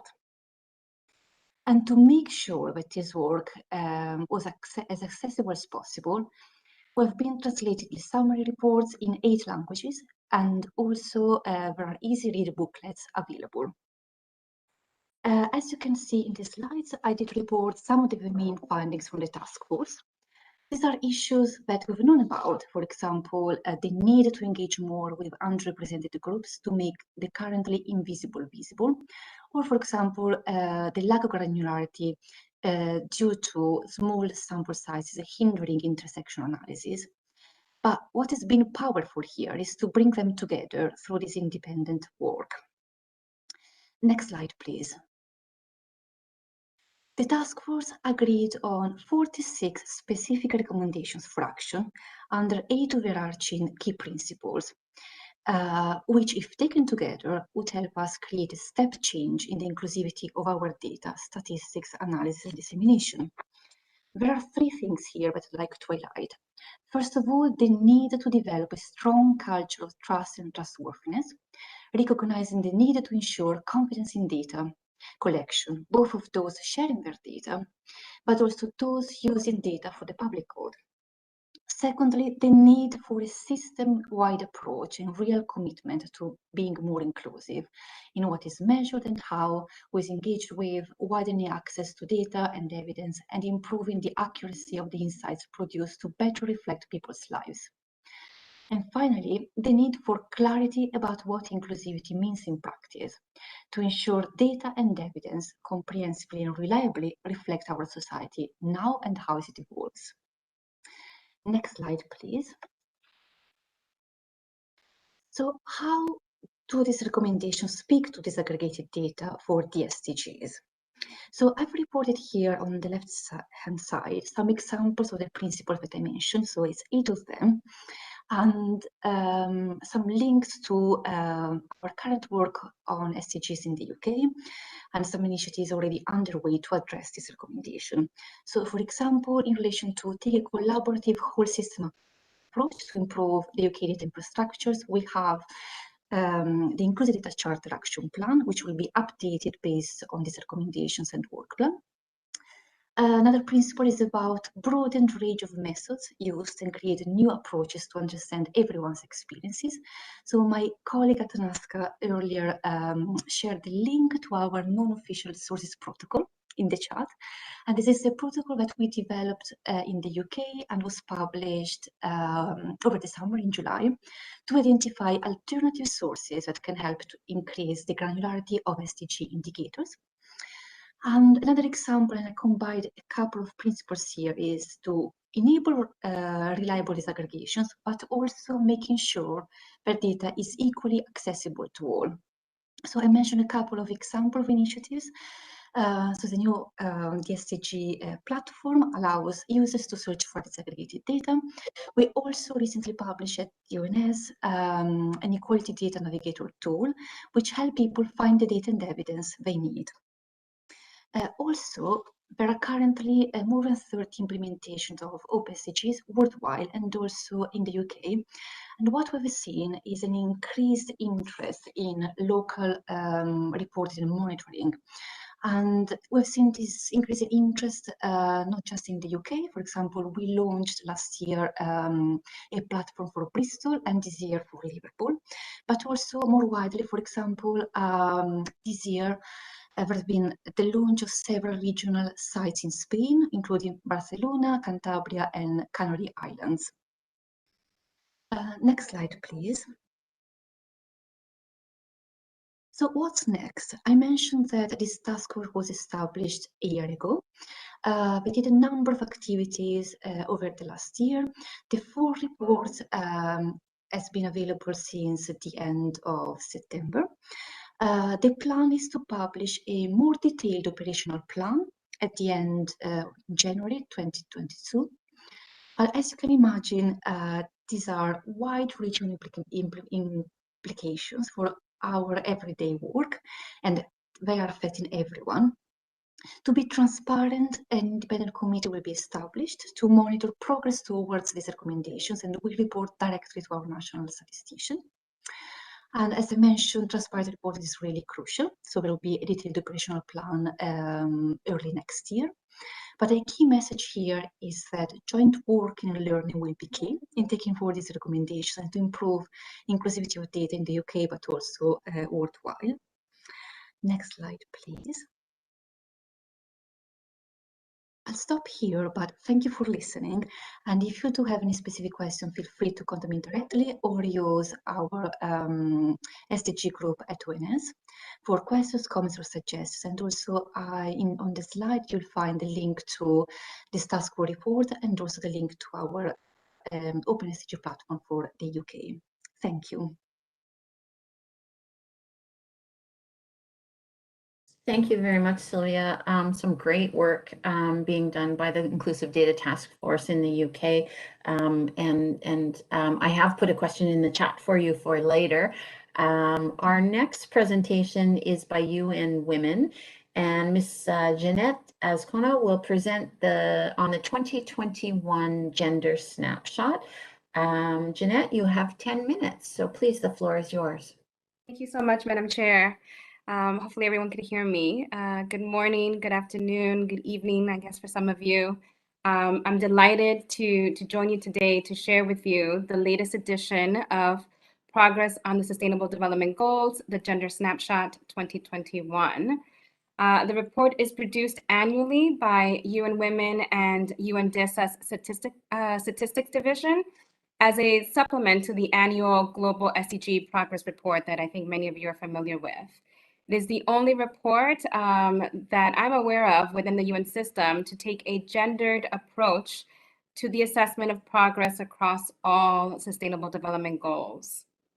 This year's edition brings together the latest available evidence on gender equality across all 17 goals, highlighting the progress made since 2015, but also the continued alarm over the COVID-19 pandemic and its immediate effect on women's well-being, women and girls' well-being. The research and the analysis that we've conducted tell, unfortunately, a bleak story. More women have lost their jobs. They are spending more time on care and unpaid care and domestic work, and face greater poverty and hunger today than they did 1 year ago. COVID-19 added a shock to a system that was already weak and failing women. The findings tell us that we need radical change. Instead of building back better, I think what we find and what we argue in the report is that we need to build forward differently. I'm not going to be able to cover all of the goals with the 10 minutes that I have, but we wanted to highlight a few of the findings. And so we start with just looking at some of the numbers for some of the data that we have across 2 or 3 goals. And here with this slide, you see that we also looked at goal 8 from a gender perspective. And what we find is that women have suffered steeper job losses than men, along with increased unpaid care burdens at home. In 2020, the number of employed women declined by 54 million, and 45 million women, many of them working mothers, left the labor force altogether. So the difficulty of combining kind of unpaid care and domestic work, caring for children that were home and you know, oftentimes doing remote learning where that was available, oftentimes fell on women, which compromised their ability to engage in paid work outside of the home. And so I think this really allows you also to see the kind of interlinkages between target 5.4 in SDG 5 and goal 8, right? The inequalities that we see within the home translate to inequalities outside of the home. If we go to the next slide. Extreme poverty globally is also on the rise. The total number of women and girls living on less than $1.90 a day is estimated to reach 435 million in 2021, up from 398 million in 2019. This includes 47 million projected to have been pushed into extreme poverty as a result of COVID-19. These figures are heartbreaking, particularly given progress in reducing poverty over the last 2 decades. And so an example of kind of regression in a very important area for the SDGs. And yet we can change this. A simulation analysis of COVID-19 policy responses conducted by UN Women in collaboration with UNDP and the University of Denver finds that over 150 million women and girls could emerge from poverty if governments implemented comprehensive strategies to improve access to education, to family planning, policies that ensure fair and equal wages, and the expansion of social transfers by 2030. And so again, you know, the importance of policy responses to address some of these issues. Next slide. An estimated 811 million people went hungry in 2020. An increase of 161 million over 2019. Women face more food insecurity than men, even when they have the same income and education levels. This trend, however, can be reversed, including by supporting women small-scale producers who typically earn far less than men through increased funding, training, and land rights reforms. And so the data tell us, you know, oftentimes the current situation and then the policy responses and the research that's conducted at the country level, I think, offer some concrete ways to address some of these issues. And so again, kind of highlighting both here. If we go to the next slide. The snapshot this year included an SDG 5 tracker, which sounds the alarm, to be perfectly frank, about the need to really accelerate progress over the next couple of years. With only 9 years left to achieve the SDGs, we are in fact in real danger of failing women and not meeting critical targets, including targets around women's rights to have a say in decision-making around their own bodies, and women's rights to equal opportunity in society, including to kind of having more equal division in the sharing of caring responsibilities at home, target 5.4. And so here, this graph that you see in front of you is the way we've kind of cut the data that we have from the global SDG monitoring and use that to tell a story of where we are currently. We also have, where possible, where the data exists, information on the trend. And so I do encourage you to look at the full report for some of that. What you'll find there actually is that we have massive blind spots when it comes to analyzing the current situation across regions and globally, but also the change over time. These gaps are really, quite essential to also be addressed over the next couple of years. If we are to really understand if women are being left behind, or if progress that we're seeing is truly kind of reaching everyone, including women and girls, and particularly women and girls from marginalized groups. The lack of data is also a good indication that we aren't paying enough attention to women and girls and their needs, right? If we don't have those data, are they then being used to inform policy? And so the answer often is no, right? You need that kind of baseline. You need the information on trends.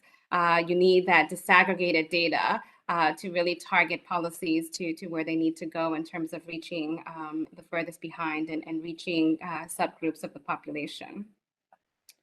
If we go to the next slide. And so just concluding remarks here, the world, what we kind of argue in the report is that the world cannot recover from the economic consequences of COVID-19 without gender equality and women's empowerment. Of course, this report and the previous editions of the report also make clear that in order to assess progress across all of the SDGs, you need to do that with gender front and center, right? That gender is cross-cutting and relevant not only for SDG 5, but really for understanding the progress that needs to be made across all of the SDGs. This year, for this edition of the report, we focused on women and girls at the decision-making table. Are they participating? Are they involved? Are they visible? How can women's needs and concerns be reflected in policy priorities and programming if they are not there to voice them? And so that was kind of an overarching kind of message. We also, of course, as we do every year, really call for progress in robust gender data. Aggregates, as we all know, conceal inequalities in outcome and obscure the reality of the most vulnerable in society. And so, again, a strong call for women and girls to be counted and visible. And then, of course, echoing some of the things that come out of the work that we all do in terms of supporting women's rights and gender equality, right? So promoting gender responsive laws, policies, and ensuring kind of a gender aware budgeting at the national, kind of regional and global level. Next slide. To learn more on gender and the SDGs, do have a look at some of the other publications that we've put together. As I said, this is the third edition of the Gender Snapshot. Each edition actually takes a different lens to the assessment of the various goals. And so do have a look at the previous editions as well. We also have an SDG Spotlight series that we do in collaboration with many colleagues on the call, in fact, doing a deep dive on, the kind of gendered issues around Goal 8, looking at goal 11 from a gender perspective, at goal 1 from a gender perspective, etc. And of course, we have a portal where we make a lot of this data available. You can take a look at data.unwomen.org for some of the data, along with some of these publications that I just mentioned. I thank you for your time and look forward to the Q&A. Thanks so much. I'll stop there. Thank you very much, Jeanette. Interesting presentation, and I think the display of inequality during the pandemic is very interesting, and certainly something that we have noted in Canada as well. And then I imagine if you took another lens of vulnerable groups on top of just the sex desegregation, we'd find that there within women and girls, you'd find other groups even more profoundly impacted by the pandemic than is shown just by sex desegregation. So thank you for that. Our final presentation under this item is by Mr. Jason Simmons of Clear Global, who will make a presentation on leaving no one behind, whatever their language. Mr. Simmons, you have 10 minutes for your presentation, and the floor is yours. Hello. Can you hear me? We do hear you. Excellent, thanks. Yep, so thanks very much for inviting me here today. My name's Jason Simons. I'm the Data Solutions Manager at Clear Global. Clear Global, we're an NGO. We were formerly known as Translators Without Borders, and since 1993, we've been working in a range of ways to close language gaps in the humanitarian and the international development fields. I'm not going to talk too much about us as an organization, but hopefully through the course of the presentation, you'll get a sense of what it is we do.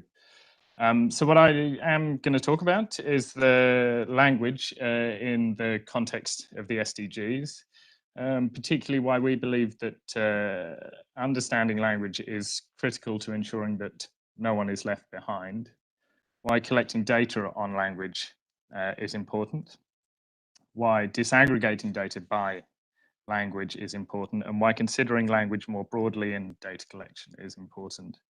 I'll also talk about solutions in terms of what we at Clear Global have learned from our experience in the field working with language data. So firstly, why is language important to ensuring that no one is left behind?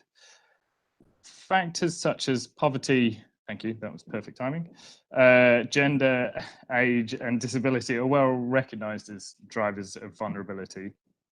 And language barriers, although they're something that we've almost all experienced at some point in our lives, they're not consistently considered in efforts to understand and address vulnerability.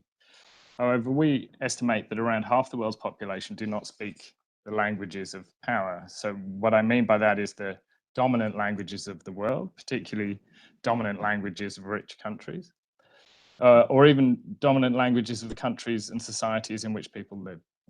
So straight away, that puts up barriers for people accessing information or services or participating in all sorts of aspects of society. And it puts up barriers to them being able to make their voices heard, which perpetuates marginalization of those groups. Next slide, please. Language also, as with many of the other areas, is interconnected with other factors of vulnerability. So speakers of minority languages are often experience other layers of disadvantage. They may be marginalized because of geography, gender, poverty, disability, and those are often also speakers of minority or marginalized languages. So, for example, in many societies where women get less access to education, they have fewer chances to learn other languages, and older generations may have not benefited from the educational opportunities that are offered to younger people, and therefore less likely to read, write, or speak a national or international language.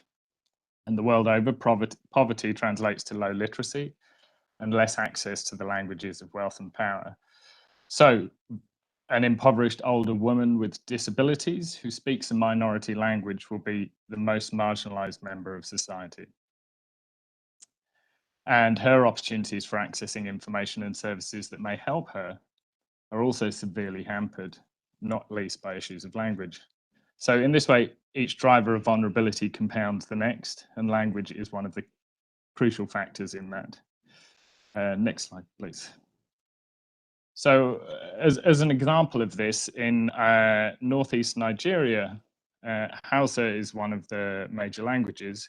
It's also the main language that many aid organizations in the region use when communicating with affected populations. And those organizations often made the assumption that Hausa would be sufficient to communicate with affected populations. However, we conducted some research in that area, and we found that women were less likely than men to understand Hausa, particularly written Hausa, and that this combined with other factors put them at a huge disadvantage in terms of their access to information. And there are multiple ways in which people can be left behind because of the languages that they speak. It can affect their ability to access the labour market, so they're more likely to be working in the informal economy. Refugees and internally displaced populations are likely to not speak the languages of the host population, which is one of the most important skills for integrating. And children whose education is in their second or third language, their educational outcomes can be severely affected by that. Next slide, please. So if language is a driver of vulnerability, how do we ensure that no one is left behind because of the language that they speak?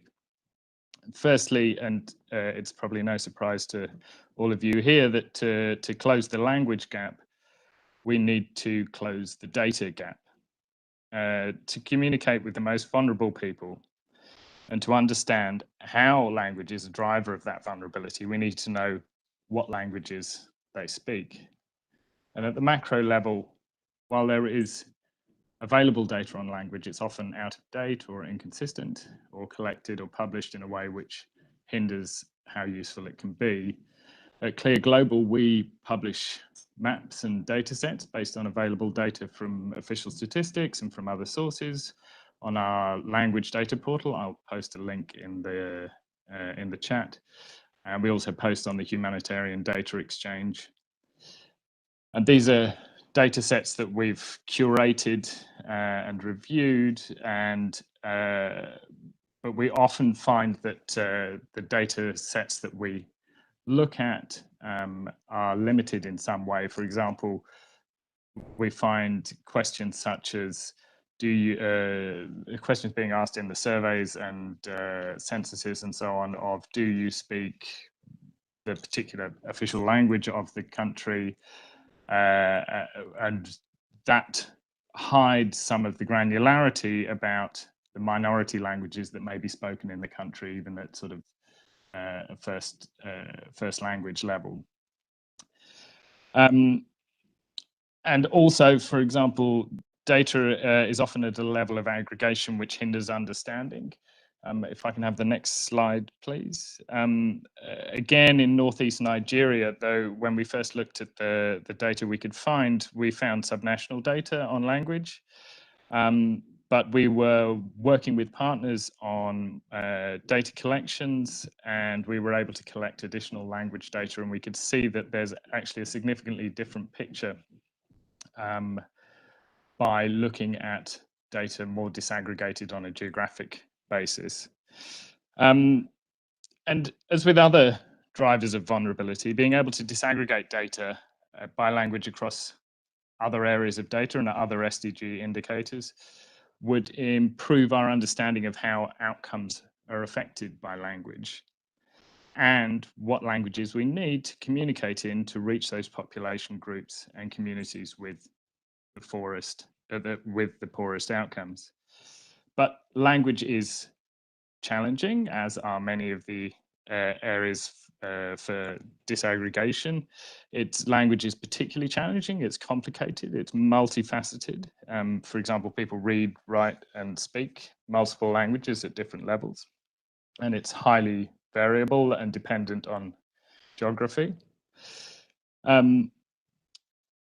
So all of those challenges contribute to a big data gap around language. If I can have the next slide, please.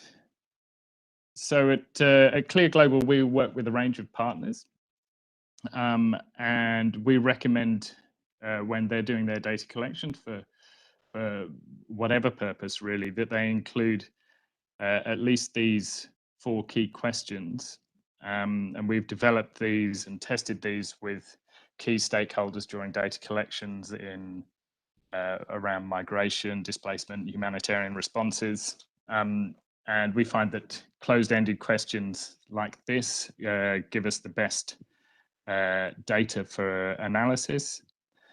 And however, we also find that useful to provide an option for other languages, because it's often those smaller languages which are the groups who are most vulnerable. If I can have the next slide as well. And partly because of this lack of data on language, there's also a wider issue of how language is used during data collection. And this slide is an example of a process that took place in Nigeria. This was a monitoring and evaluation survey in a crisis situation, but it's a similar pattern that we see in other situations as well, where surveys are designed in one language, translated on the fly, and then conducted with respondents either in that language, the majority language of the country, or translated informally perhaps by another member of the community when collecting the data, and then that all gets translated back into the original language of the survey. So obviously there's a number of issues there. Meanings are lost, and it means that the most marginalized are less likely to have their voices heard, and data quality will suffer in general. So we recommend that considering language at every stage of a data collection exercise, starting with evaluating language needs and sensitivities at the planning stage, through to ensuring that translation is factored into analysis and dissemination. So if I can just have the next slide, that's so just to sum up that language can be a major factor in why people are left behind in conjunction with other factors of vulnerability. Considering language in data disaggregation and in data collection, we believe is a significant step towards addressing marginalization. At Clear Global, our mission is to help people get vital information and be heard whatever language they speak. And data around language, we think, is a huge part of that. So it's been great to be able to talk to you today. If I can have the next slide, that's got contact details for Clear and for myself. So thanks again for being able to talk to you today, and I'd be really happy to hear any questions or be in touch on any of those details. So I think that's me. I'll hand back to the chair.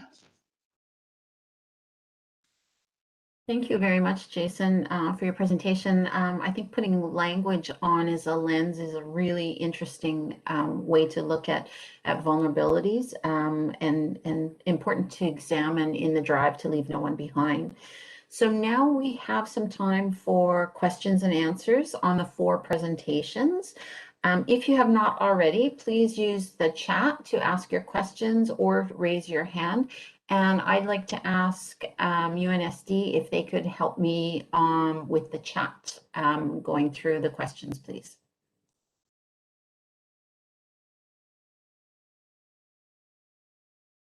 Sure. Sorry about that. I was getting away from a very loud toddler. So there are actually quite a lot of questions that have come in through the chat, but a lot of them have been answered. In fact, all of them.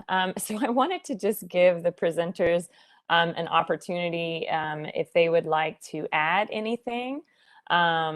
or, based on some of the questions they've been seeing, or if that's brought up anything else that they would like to add. So I'll give the floor to Sylvia first. I don't have any questions so far unless I've missed them for the first presentation. So I'll just go to Sylvia first, if that's okay. Thank you. Just wanted to double check that I replied to Bert and Cara.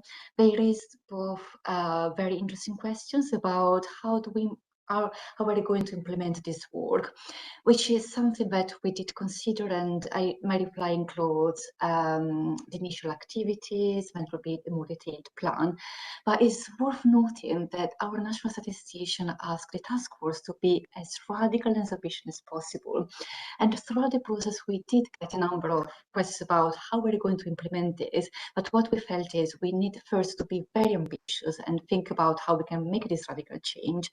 But of course, this will be a long process, and this is the starting point. So in September, we did publish the first activities, and it will be a more detailed plan and lots of engagement across different communities. And it's mentioned also the civil society organizations, so across government, but also more widely. And I think Bertha mentioned in her question, like the issue about intersectionality and what kind of recommendations the task force made. So in the chart, I provide links to the more specific 46 recommendations, the initial activities, and I also mentioned that there was a launch event, which will be quite interesting. And again, for the launch event, we try to make it as accessible as possible. And for anyone who would be interested in hearing directly from the task force, there is a link to the video to the link that I provided, and also the translations and the easy read booklets, which will be quite helpful, given that it has been lots of consultation, lots of reports, but we try to make it as simple as possible, also for people who would like to just see the key messages and what the recommendations are. Thank you. Thank you very much. We will also have, if we have time, and I'll check with the chairs, of course, first, but we will also have some questions that came in the registration that we'll address at the end. So next, I would just like to give an opportunity to Jeanette. There were also a few questions to her regarding the report and disaggregated data. So I just wanted to see if she also had any additional comments she would like to add. Thank you, Heather. I guess I wanted to maybe just point to a few things that we responded in the chat in case they got lost. But one is that UN Women, in collaboration with the Intersecretariat Group, has put together a toolkit called Counted and Visible, a toolkit to better utilize existing data from household surveys to generate disaggregated gender statistics, including from an intersectional lens. And so I put a link to that toolkit in the chat, and that's in response to a question from the co-chair on guidance and kind of, work that we're doing at the country level to support countries on doing kind of intersectional data analysis. And so that's one kind of concrete example of the kinds of guidance that we're providing to countries on this issue, including what I think is very practical guidance, right? How do we use existing data to tell this intersectional story? So I think that's really quite helpful. And of course, has been done in collaboration with many who are part of the Intersecretariat Group on Household Surveys. I think another question, again, on intersectionality, that's a key focus for us. And so for all of the kind of snapshot reports that I've mentioned, and again, there's been 3, we try as much as possible to take an intersectional lens in the storytelling of progress on those various SDGs. So it's not just gender, but really bringing visibility to subgroups of women and girls that face particular challenges, right? Where the inequality they experience because of their sex is compounded with inequalities based on race, ethnicity, migration status, disability, etc. We always have a 2-page spread that tries to bring, even more visibility to this intersectional lens. This year, we looked specifically at inequality in access to vaccines, to COVID-19 vaccines. And then we also looked at inequalities between women and between young women and men and also between kind of young women with and without disabilities and men with and without disabilities in terms of access to education, to training, and to employment, right? That NEAT indicator that maybe many of you are familiar with. What does that look like when we disaggregate that data by sex, but also by disability status? And what you see are huge inequalities within countries. And so again, just really bringing home this important issue, right? That the data have to be disaggregated not only by sex, but also by different dimensions, different other kind of characteristics. Age is a big one. I think, as many of you know, the poverty data is oftentimes collected at the household level. It's not individual data. So despite the limitations of that data, when you disaggregate it by sex and age, it is extremely revealing. It tells very much a story of gender inequalities in kind of exposure to extreme poverty among women of prime working age, right? Those women that are, doing the bulk of the unpaid care and domestic work, having less access to economic opportunities, and therefore, we see kind of, greater inequalities among this group. There's also, a lot of work that needs to happen to really understand the well-being of older women.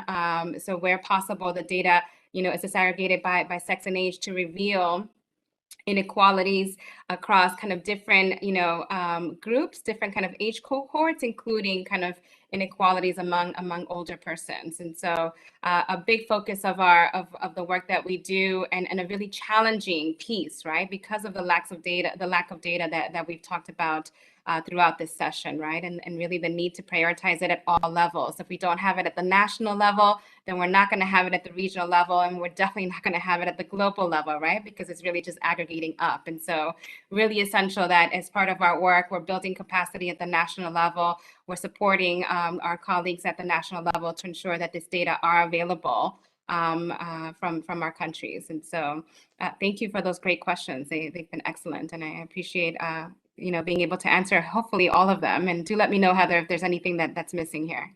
Thank you. Thank you so much. No, I think we've covered a lot of the questions, so thank you. Next, I want to just go to a question that was received for Jason.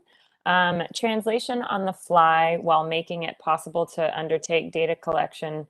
We know that how questions are asked can impact the responses. Has any work been undertaken to examine this? Thank you. Yes, thanks for the question. Yes, that's something that we've certainly come across. A lot of the work that we do at Clear Global is around terminology. One of the key things which occurs in those sorts of instances is that terms and terminology which are used in surveys are not clearly understood, or perhaps don't even have clear translations in the target language. There's an example from the Rohingya crisis where there's not a translation, a clear translation into Rohingya for gender. So gender-based violence was being the word gender was being translated as women, and therefore gender-based violence became women-based violence, which obviously has a fundamentally different meaning. So there's what we recommend, and we've got some resources on our website, plus some research that we've done in Nigeria. I'll post these onto the chat, which demonstrate why this is important. The recommendations we make are to in designing surveys and data collections to also include in that translation and then testing and piloting of the data collection tools to ensure that the translations are valid and are commonly understood within those target languages. And that's the recommendations that we have, but it is a massive challenge, and I think it's something that we'll continue to work on, and we'll continue to try and build partnerships to work on that as well, because I think that it is a challenging area, and I don't think it's something that I think we'll continue to learn about, and I'll post those links on the chat when I can find the correct ones. Thank you so much. There was just one last question in the chat, which I think can be directed to countries. The person noted, I would love to hear if any indicators or data collection take sexual orientation and gender identity in their work. And if they do, how is that working out? So in case there's anyone who would like to answer that.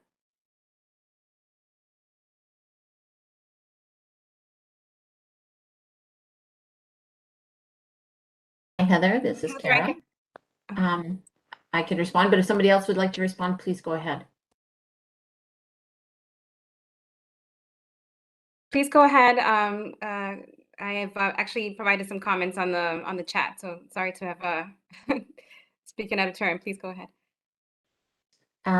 Yes, so in Canada, we're starting to look at asking these questions, both the question, what was your sex at birth, and what is at present, what is your gender, to examine how we can incorporate more of that gender diverse lens into our data collection and then into reporting on data for these groups, because we know that there can be some vulnerabilities within these groups. So we are currently looking at how to go ahead with that. I do believe it was actually in our last census. And so we'll be looking at the results from that. So it's an interesting way forward to how we examine that. Of course, it has to be acceptable within countries at the time, so that it's got the social acceptance that's needed to even ask those questions, so that you can get the responses.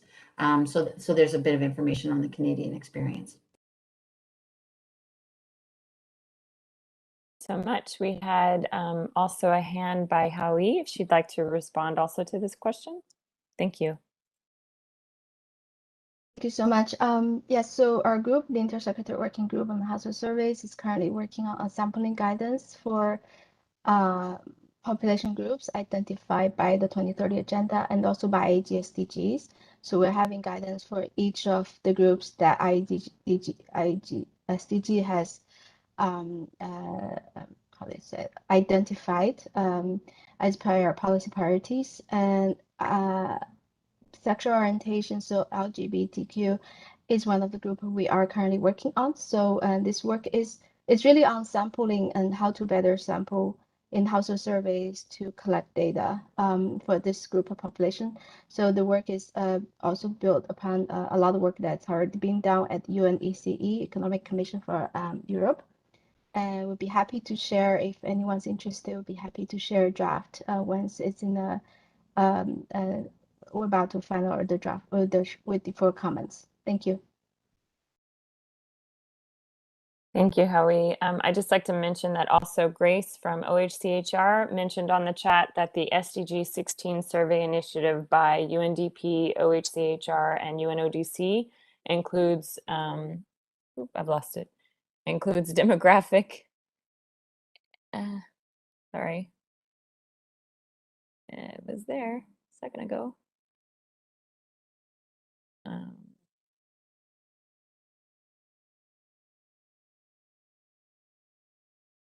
Includes demographic questions on gender identity and on sexual orientation. Grace, I don't know if you'd like to provide any additional comments, please feel free.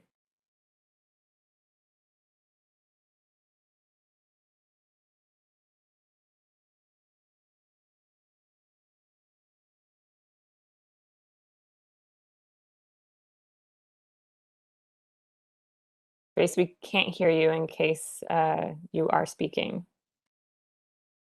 Oh, Paul, can you unmute her, please?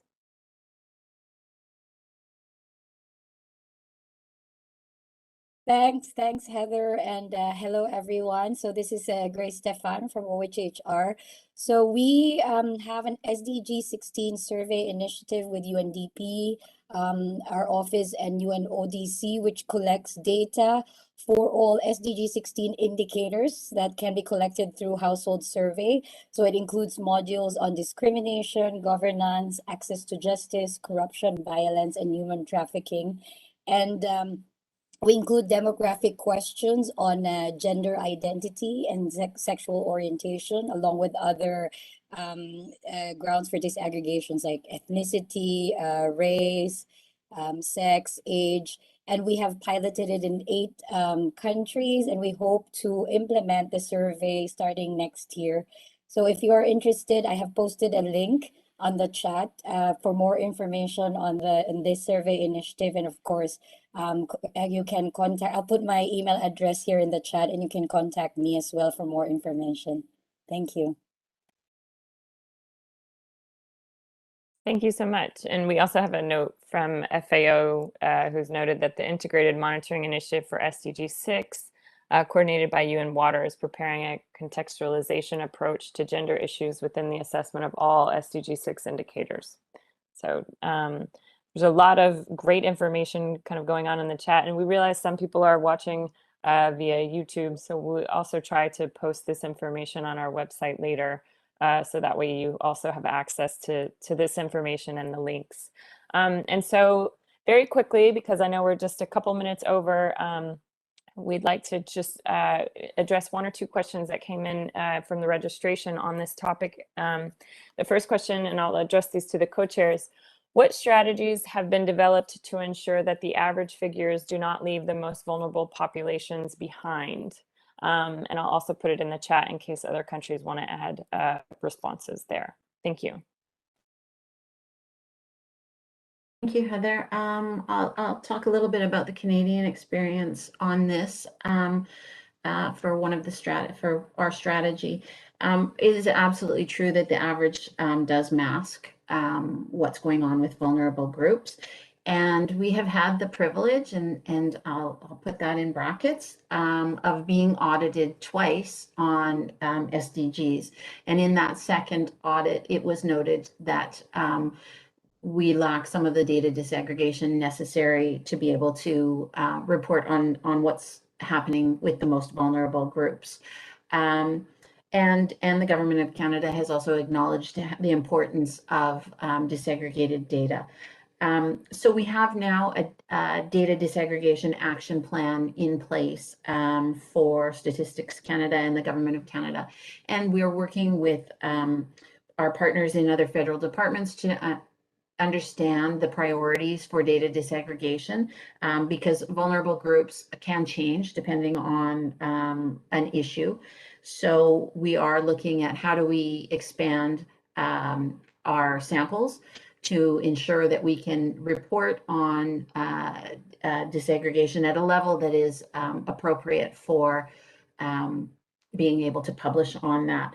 I think the audit that we had that had a recommendation related to data disaggregation was very important, and it helps spur action at the federal government level to be able to enable Statistics Canada to be able to report on these vulnerable groups. So that is what we're doing. We're trying to look at existing data holdings now and disaggregate as low a level as we possibly can, and then for things that are outstanding, see how we can increase sample sizes so that we are able to disaggregate for those vulnerable groups or examine alternative data sources for vulnerable groups. Thank you. Thank you so much. One last question. As mandated in the 2030 Agenda and Global Indicator Framework, what indicators have disaggregated by disability status, and what support is needed to ensure disability data are disaggregated? Thank you so much. Thank you so much, Heather. I'm going for this answer. First, let me say that in the current global framework, we already have a list of indicators that includes in its metadata disaggregation by disability status. Some of the goals in which these indicators are is goal 1, others from goal 3, goal 4, 5, and 6. And in line with the disaggregation required by the metadata, the current data structure definition to report on the global database also includes this category for disaggregation of the data. And in cases for which the metadata does not require disaggregation by disability status, but the country has developed the measure, it could also be reported to the global database using the current data structure definition. Also, if considered needed, countries who can, whatever wants, can suggest for consideration of the IAEG-SDGs additional breakdowns for the data, both as refinements to the indicator and or to as updates to the data structure definitions, since the review of this proposal is a permanent task of both the IAEG-SDGs and the working group on SDMX of the IAEG-SDGs. Finally, in cases where countries have additional indicators with this disaggregation in the national framework, they can customize the data structure definition developed at global level. And from Colombia's perspective, overall in DANE, we have developed a guide for mainstreaming the differential and intersectional approach in statistical production, motivating data disaggregation to support marginalized groups. This guide applies to the whole statistical production, not only to SDGs. And actually, my colleague from DANE presented on the open meeting of the IAEG-SDGs on March. So for more details, you can check the video and or the presentation available in the page of the IAEG-SDGs. Beyond this conceptual framework, the last population and housing census was carried out in 2018 in Colombia, and the Colombian NSO took in consideration the Washington's group recommendations for disability measurement, including conceptual guidelines from International Classification of Functioning, Disability, and Health. In addition, we have 2 surveys, the Quality of Life Survey and the Formal Education Survey, who includes disaggregations by disability status. Finally, in specific terms of SDGs, we are working in the National Statistics Office and also with the Office of the Resident Coordinator in Colombia and UN Women Colombia in a project that aims to help countries in 2 things. The first thing, the implementation of the International Convention on the Rights of Persons with Disabilities at national level, and the second one is the implementation of SDGs with a special focus on leaving no one behind.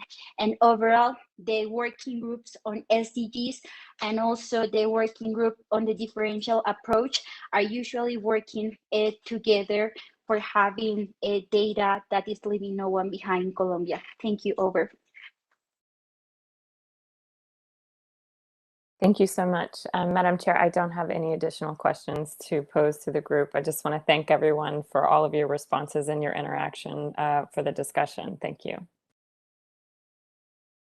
Thank you very much, Heather. And I do want to just note our member from Malaysia has put in the chat that demographic profiles for sex, age, detailed ethnicity, disabilities, and education are included in all of the household surveys in Malaysia. So just to add that. I